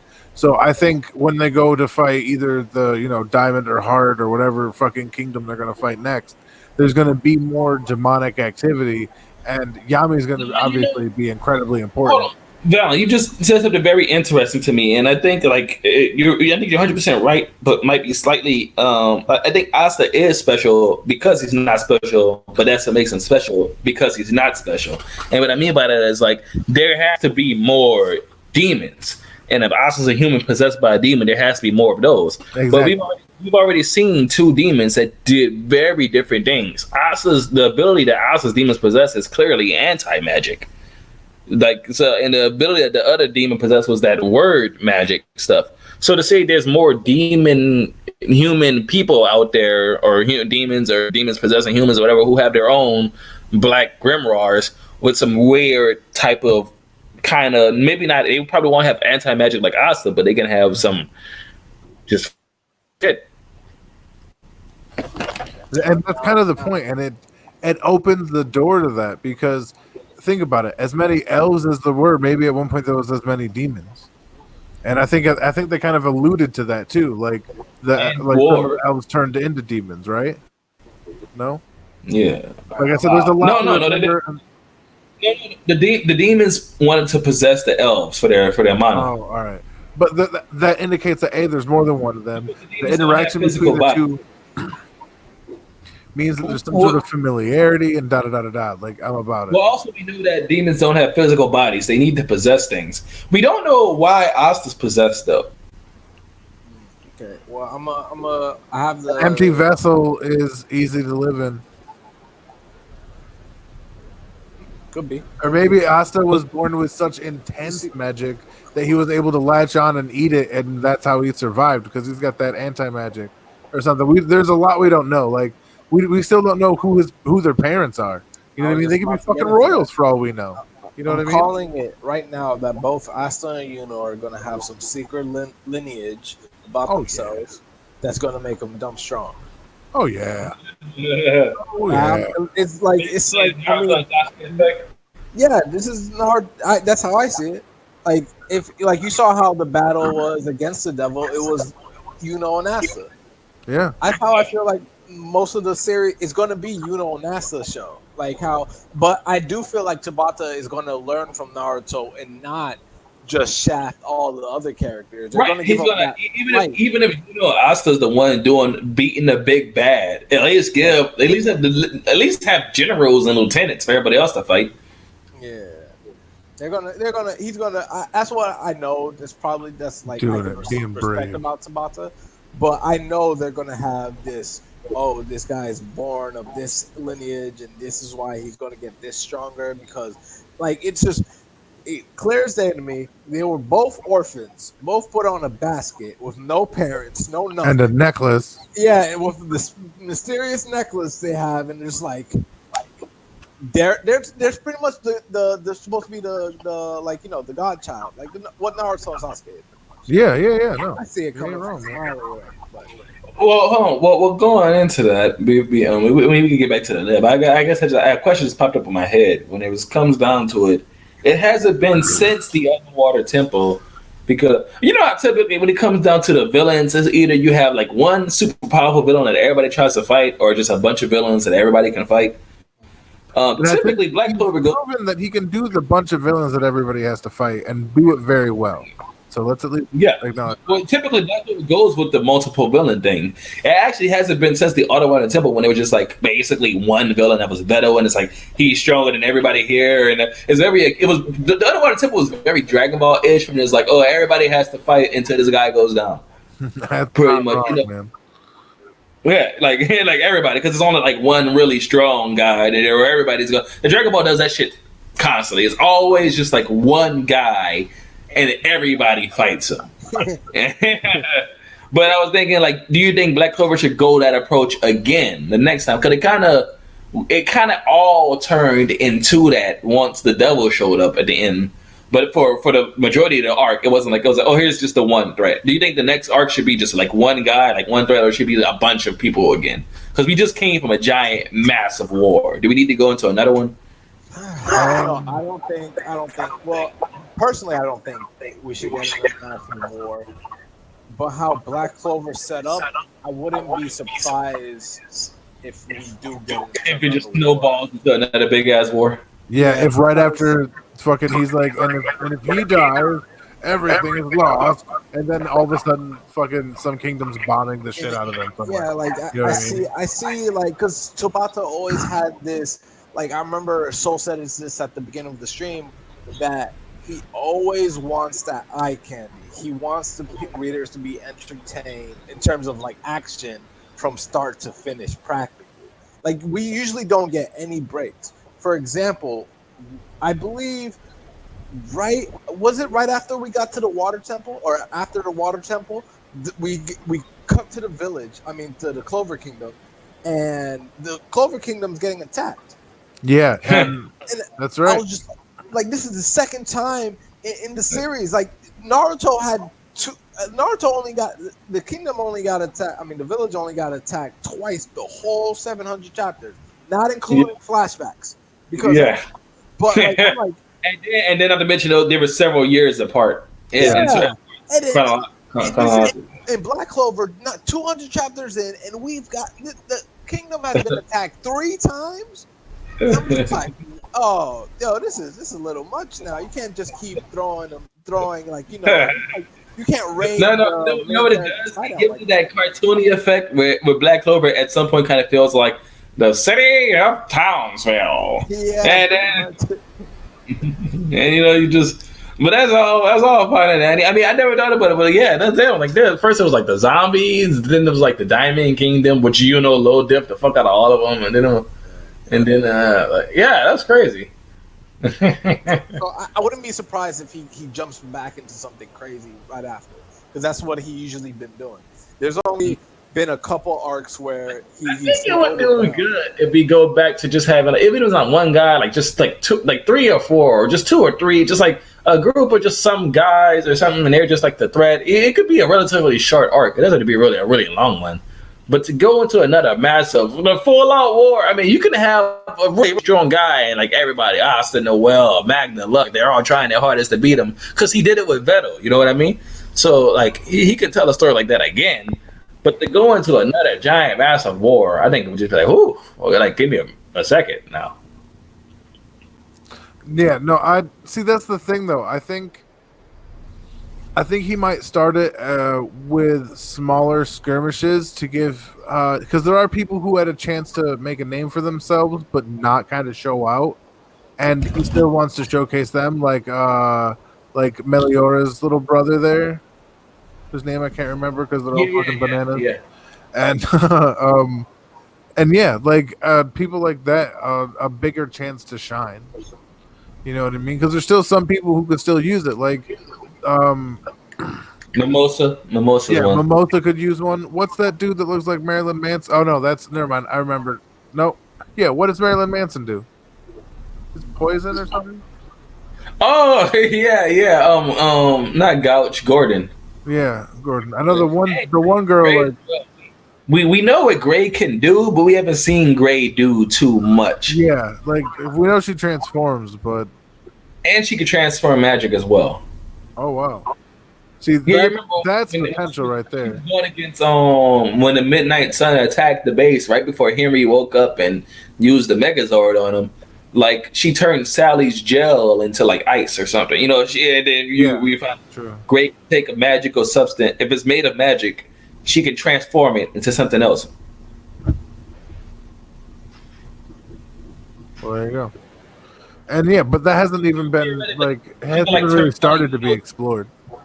Well, I'm saying like theoretically, Gray could like turn one of Yuno's tornadoes into like fucking like Jello or something. Yeah. No, I'm saying that's intense. Like the ability, how far that could go in our minds may not be as far as the character's able to push it. You know what I mean? So I'm gonna start speculating and then make her look like a bitch when she's doing dope shit. You know what I mean? Because like I got in my head about left or right, just really quick, left or right. Right. All right. Oh, you were correct. Sorry, and just because like I don't want to get in my head and like be disappointed by something that I should be hyped about. Because let's be honest, it happens. I'm human. You know what I mean? Yeah, no, that's true. Yeah, damn, it sucks when something doesn't meet your expectations. But even with that being said, one last thing before we go into the main topic here for the last like 30 minutes or so. Who's your vote for the next Wizard King? No, that's all right. So that's I was gonna bring up this topic myself if you didn't, but that. One of the things about Black Clovers that I do like is also this, the election of the next Wizard King. Now, my gut tells me that I feel like whoever's going to be the next Wizard King it's going to be temporary. Because I know for a fact Julius is going to get his powers back, and I know he's going to get older. If the trend keeps going the way it is, it's going to be by the next arc he's going to get his powers back. Usually it'll be a problem, and then the problem doesn't linger on too longer. He doesn't stay on the same thing. But I don't think Julius having his powers is a problem. I think it's like it was just a reasonable consequence to what he did. Wait, say that again. Well, I don't see it as like a narrative problem. Julius not being able to do it. Like, as far as people's concerned, he's already dead anyway. So you can bring the character back because people miss him. But I think that was the author's way of saying, but Julius won't be bailing anybody out of anything anymore. Okay, yeah, but all right. So, like, we'll get into the Julius part later. I'll just bringing that up because I feel like the next arc, he's gonna get his powers back. I feel like the if next he arc prolongs he's going to it, be he's chilling gonna be with better. Asta, like and Yeah, fighting and doing stuff. Well, technically, we was talking about we was really going to get into like we could catch up over the next Wizard King. Obviously, it's going to be between Yami, Nozel, Melodiona, Fuego Leon, Jack the Ripper. You know. Yo, I honestly, don't I think could Jack the Ripper's see gonna be Meliota or Flagrant doing it. Obviously, Noel's an option. I'm not. You just got that all Nozel. lot. So Nozel, sorry, what did I say? Noel. That's super wrong. That's super wrong. But yeah. So I'm not trying to say that, but just to give other options. I think Yami will turn it down. Yeah. I don't think Yami. Like, there's a thing. Disposition is notwithstanding. There has to be a willingness to work with those around you for the betterment of something. That while Yami has, he doesn't really kind of use unless like it's super special. Like Asta, he knew a super special from jump. You know what I mean? Just because he didn't have magic, and that's like, what the fuck, So that he was like, he can use key, he can figure shit out. We'll get this to work. We'll do something with this kid, pretty much. Now, my pick for the next Wizard King. Originally, it was Yami. If Julius stayed dead, I knew he wasn't going to stay dead, but if Julius stayed dead, I would have liked Yami being like, all right, the man that I admired, that I looked up to, and he knows that he doesn't. Oh, he would have taken it. Don't get me wrong. He would have taken it in respect of Julius, and he would have tried to be like, and that would have been beautiful. We would have had a funeral scene. It would a lot of it could have been like, great writing stuff, right? But now that he's back, I don't see Yami taking it. I either see Nozel taking it. I don't like. I would like to see Nozel take it, but I would think that either Fuegoleon or Meloriona is going to take it, because if one of those take it, then they could just immediately substitute for the Crimson Lion, was it? Captain, yeah, the Crimson Lion captain. Like, if one takes it, the other one becomes a captain. So that's how I see it, like, logistically playing out. Nozel needs to be the Wizard King. He deserves it. No, stop. But, like, who's gonna the next in line? He's too elitist. And then Noel becomes the leader of the Silver Eagles. No, but she's in Black Bulls. I don't. It would be his little brother, the other dude. Yeah, but we don't want that though. He's a bitch. Yeah, but it wouldn't stop him from getting the position. Lots of bitches with good family names get positions they don't deserve.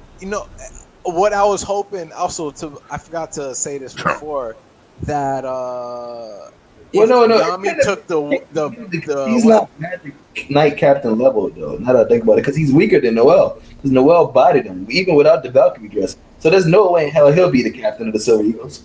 Yeah, that's why I don't think Nozel's gonna be it though. No, because they don't have anyone to replace him. No, I was just saying theoretically. Solid. Yeah, that's his name. Solid. Noel's other brother. There's no way in hell he'll be captain because he got beat by Noel pre-Valkyrie dress. Yeah, that's true. And he had a power up. Yeah, I'm about to be hit. But yeah, no, the more the series went on, Noel kind of reminds me of like how Endeavor is in My Hero, where it's like, upon introduction, I didn't want to like you, but as the series goes on, I was like, damn, I like this character. Yeah, damn, I like this dude. I know this is gonna sound really hatery, whatever you want to call it. Yeah. I want Julius to be the Magic Knight. The Magic Emperor. Just so I could pull up to the people who said no, it's not going to happen. He's trash, and I'll be like, oh, what'd you say? just for that, just to troll. But if that happens, I'll be happy. I'll verbally Julius fist fight you for if that Emperor happens, King. sir. Like I'm not. I No, think like Julius just like I said, if he stays around just to be like around, so he could not have to say goodbye to his character, but no longer going to outside of wisdom, no longer going to be like, and then Julius shows up and beats the shit out of him, like. So that's all his. Here's the thing. I think it's the reason he's brought back, aside from the ham-fisted ass pull that it was, and that's how I feel. And you may try to change my mind, but it is unlikely. So I guess we're going to move into the Julius topic now. Yeah, we're dancing all the fuck around it. You know what I mean? Like, we can go for like another 15, 20 minutes. So yeah, let's talk Julius now then. All right, because I appreciate time powers, but with them always comes the ass pull, and I knew there was going to be one, but I thought it would. They tricked me. They got me. They got me. Like I thought it was that last thing he did, but it wasn't. And then they using like the mana battery or whatever the fuck it was called and all that other shit. Like I'm not a fan. I'm not a fan of him coming back. That said, now that he's here, nothing I can do about it. He's going. What I feel, the reason he's age appropriate with Asta is so that he can go on. So he's going to be more a part of the story for a little bit. Yeah. So I heard this, and my only defense to this, and we've had this conversation. It's just be like, if I had so much of a problem with Julius being back, I would just have to stop being a fan of the Flash. I know, and I would understand that, but I feel it's just because something's super well explained and makes sense doesn't not make it not an asshole in some places. Hashtag should have been death. Kenneth York, holla. Yeah, no, totally. But I just feel like if I could let, because like if you like read Flash comics or even watched the show or just familiar with how Flash storylines work, there'll be a lot of the times when you get into that like time stuff where you just kind of like, oh, so that's how he wraps it all up. I was like, oh, okay. And so like if I could let stuff like that go, it would be incredibly hypocritical for me to like for me to draw the line in the sand here when it was in concept pretty damn simple. And like I said, when it comes to ass pulls, Black Clover is not shy. So like I said, what the fuck with the dark magic being able to hurt the demons? It was just like, oh, okay. And then Charmy is like all right. No, I mean, no, even though Charmy was a little bit more set up in the sense of her personality was like, she has to be like Yami wouldn't give her a job if she couldn't actually do it. You know what I mean? Like, so Charmy had that kind of air about it where he was like, she got to do something. I didn't know she was gonna turn into a wolf, but like you just knew she has to be able to do something. So you knew that, like her. No, don't get it wrong. Like her sheep showed out before. Like we were very much led to believe that she would just have another sheep that shows up to fuck shit up even worse.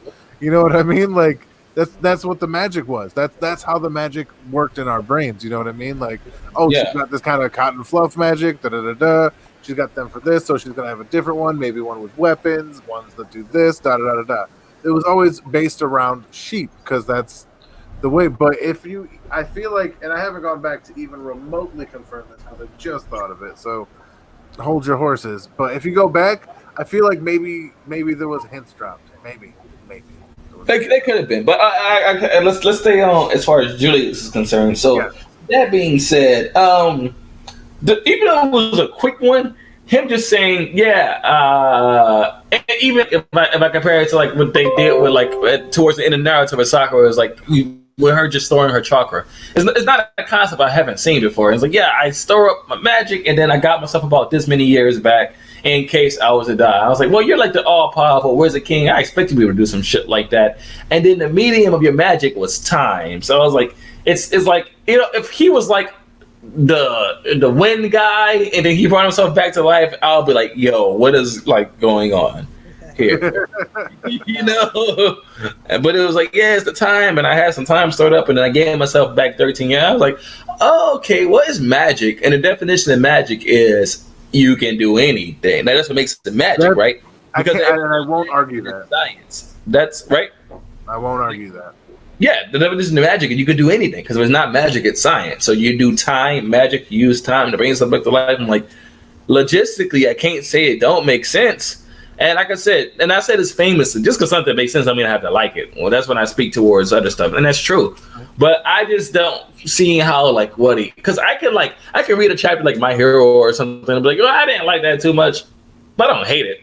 And I'm not about to be like, this shit is trash. Well, when people saw Julius come back to life, they were just like, this is just terrible. And I was like, whoa, hold on, whoa, this isn't badly written.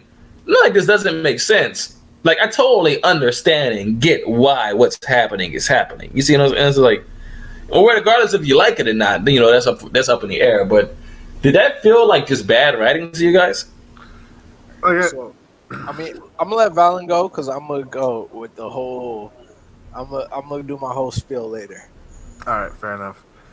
Yeah, it felt like he needed to have something and he didn't know a way to get it, so he gave it to himself. You know what I mean? Like it didn't feel natural. It honestly, how do I put this? It changed the entire flow. It abruptly shifted how easily the whole manga was flowing, and then he came back and it's like bring it backwards. What? You know what I mean? Like that's just for me. That's just for me. Flory. All right. So first off, I like to say that I like the fact that he came back for one reason, and just to prove niggas wrong. Because I was telling so many people, I was like, Julius is going to come back. And I know he's not going to have the balls to kill him off this early without him doing anything. And everybody kept telling me, no, he's not going to do that. If he does it, it's trash, this and that, blah, blah, blah. And when the day finally came, I was so happy that I didn't care that I read it, right? I was just like, yo, it finally happened. It was like you get that theory right, and then you like that's pretty much how it was. Now, my feelings towards him being brought back, right? That's how I feel about Chopper and Big Mom, by the way. My feelings towards him being brought back.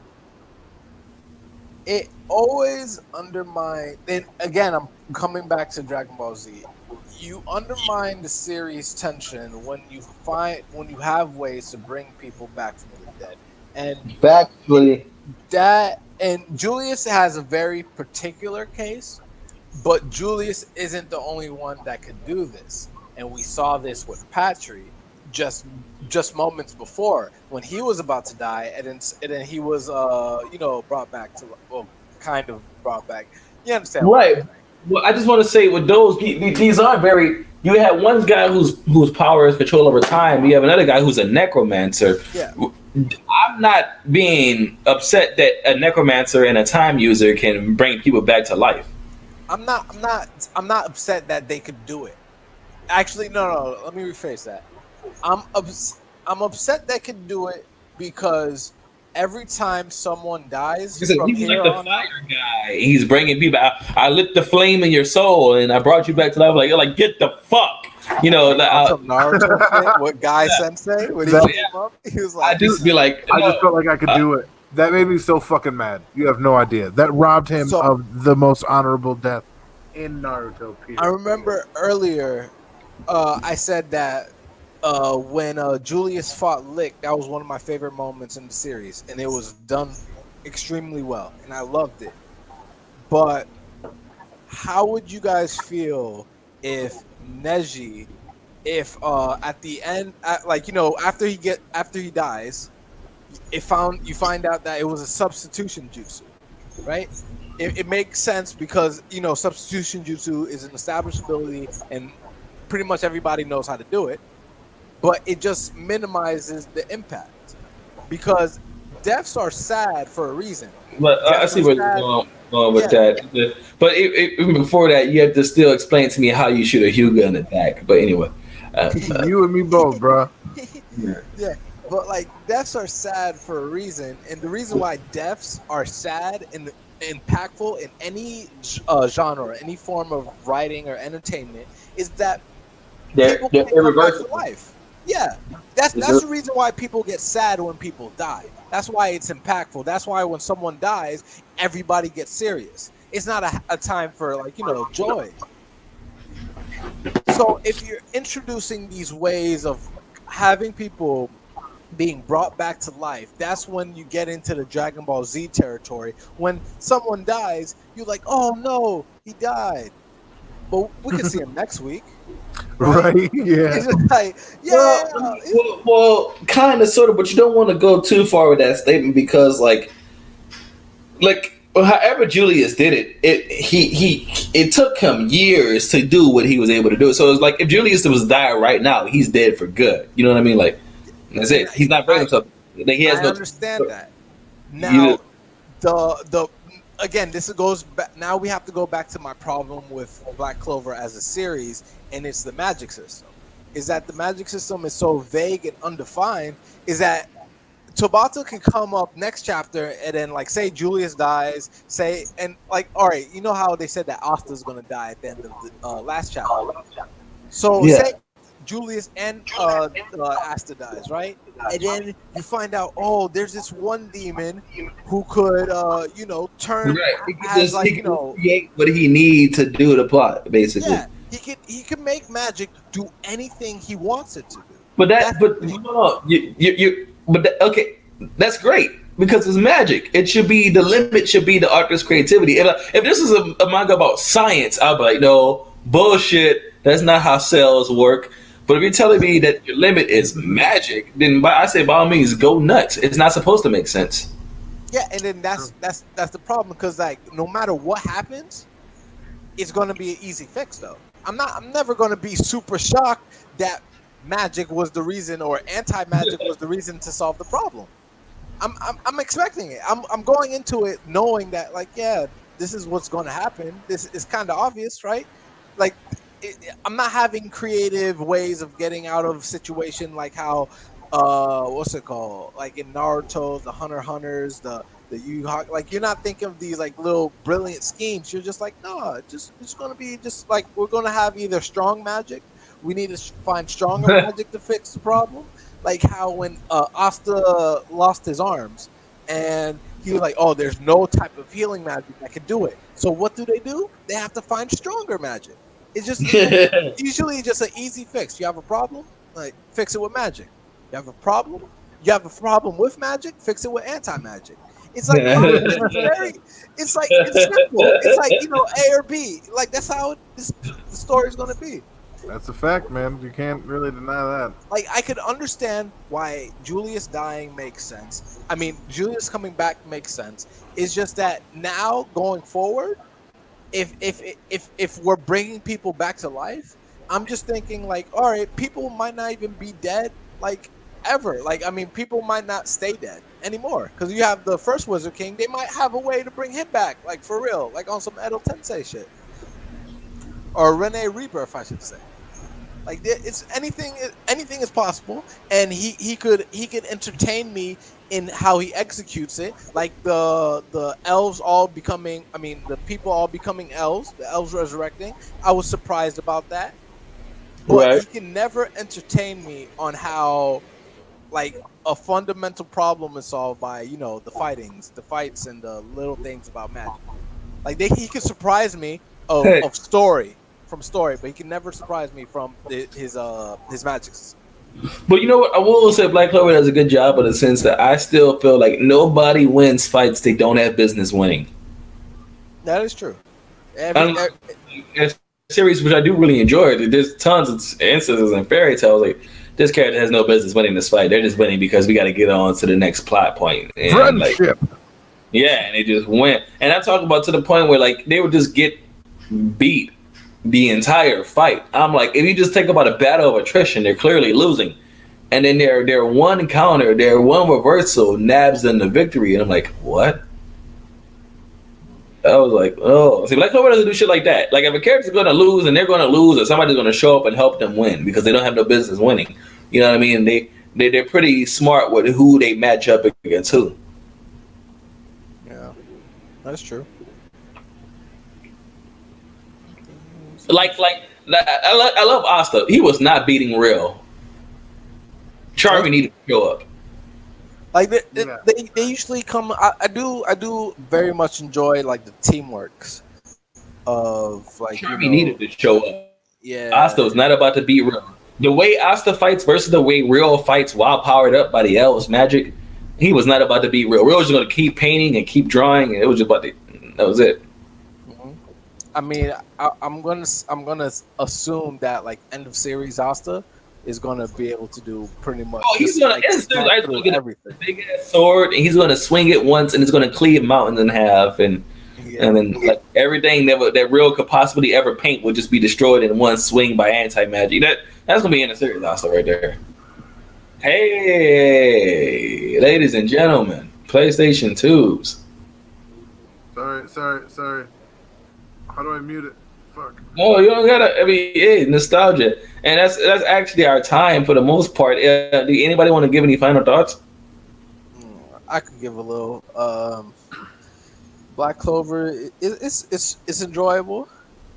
It's riddled with problems, lack of consequences, but I like it for what it is. It's a fun series. It's like, it's my Dragon Ball Z.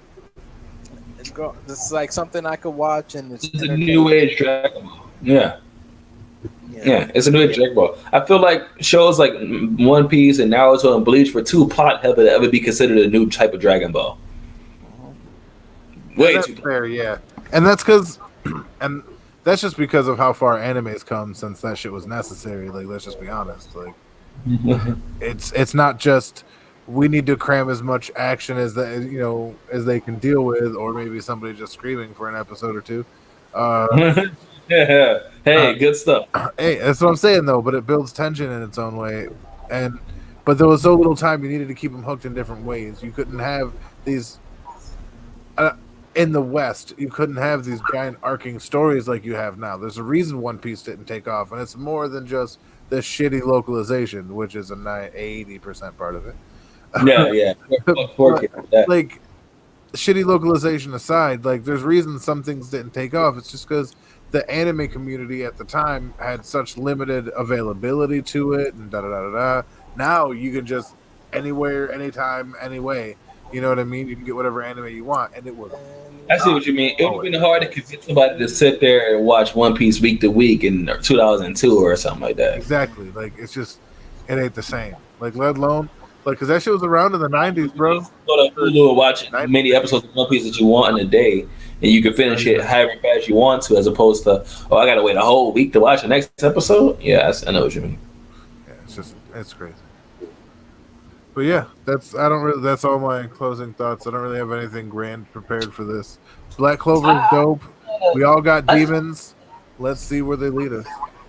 I just want to end off by saying, like, however, plot details aside, I do just feel like, and this arc exemplifies that a lot. I think Black Clover has some of my favorite right now characters in shonen. I think it's absurdly hilarious, but I also feel like it just kind of gets what a battle manga is through and through, and it doesn't shy away from it. Kind of just takes that simple concept of, hey, let's go fight this guy and get stronger. Let's go fight that guy and get stronger. And then, hey, this guy's coming back and they're helping us out. Let's go fight these guys and get stronger. Let's do that.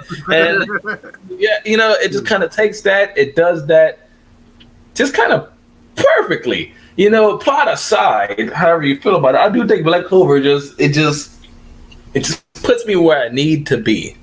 It's found its own stride in the genre too, which is really important. And then Black Clover has a lot of what the fuck moments. And it's like how Florian said, because the power system is so loosely defined, the author can just say, and now this character can change fate. And now let alone they'd have a spell that does whatever they need at the moment. And they just do it when they need to do it. So you can it's like, oh, now we can do this. And then you just, I will say, but not always, because the time when Magna, Luck, and Sally and everybody was fighting against Dorothy, the Dorothy clone, and then they tricked her into summoning the real Dorothy in her mind. and then the two Dorothy's, the Coral Peacock captains, were fighting each other in the dream world. I saw it. I was like, this is phenomenal. This is phenomenal. I was like, this is that was fantastic. really, really good. I was like, I just couldn't believe how all that came together. Sally and all of them was good, and the one typical, shonen stuff where someone who was once an enemy is now an ally because there's an even more dangerous enemy that threatens both of you, and but like I don't know, I think it just gets it. It's just so like it's like Florian said. I might change the title. It's like Black Clover. It's just so shonen. It really is. It is. I would even say super shonen. Oh man, okay. Well, we can wrap this up here. If you guys have anything else to say, I want to thank the both of you for coming through. God, I've been trying to do this for a while now. Do you guys have any type of stream ideas you might want to get together for after this one? Shoot. All right. After this My Hero arc ends, we could do that. We could. I've been getting into Villain versus Liberation Army stuff. I actually want to do that. Valen, would you be interested in that? What? The League of Villains versus the Liberation Army. A discussion on that when it all wraps up. Right now I'm gonna have to go. Like no, Yeah, I'm talking about like. Oh, as a future one. Yeah. I'd actually be super down for that. That'd be fun. Yeah, because like how he broke down this arc, we can go over this whole League of Villains and Liberation Army thing, and just because how many more chapters do you think into this arc if My Hero is over? It's definitely one. Yeah, I would say 5 to 10 would be a really conservative number. Like that, if it doesn't finish in that much, because that's a lot of chapters. That's a long time. I would. Yeah, 5 to 10 is actually pretty fair. Yeah, like 5 minimum, because like you need to see the end of the battle. You're gonna have to have like I believe Hawks is coming, but I don't think he's gonna do much. Jeez, wow, this might go a little bit longer then. I was just asking, but yeah. So when this arc wraps up, we can talk about this as well. I think it'll be a lot of fun. Thank you guys both for coming through. Thank you everybody for coming through, enjoying it, and participating in the chat. It's always a blast for me to do this. It's your boy Sophus and Hell Hydra. We are out of here. It's like the strain. Oh, your mom's a hoe. You heard it, man. I pressed this end broadcast button like 16 times. But what's gonna be funny is when it finally shuts off, we gonna just be talking, and they won't know when the stream's actually gonna cut off. It's gonna be something like. All right, but on that note, guys, I do gotta go. Yeah, take it easy, bro. We'll talk later. We'll line this up whenever we get the fucking stars to align. Oh, and also I'm thinking about copping Black Desert. Yeah, cop that. I'm trying to end this stream. All right, I'm going. Oh yeah, I'm out, man. Take it easy, bro. Yeah, because I'm huge. I love MMOs and RPGs, so I want to see what it's all about. But yeah. Wait, hold on. Give me 1 second. What the fuck?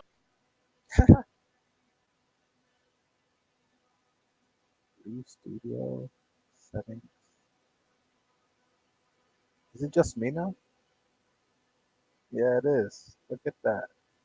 This is my stream. Now that the two linkers are off, now we can shit on Black Clover properly, huh? Trash Clover. No. I'm gonna hop off and hopefully it ends the stream. But deuce.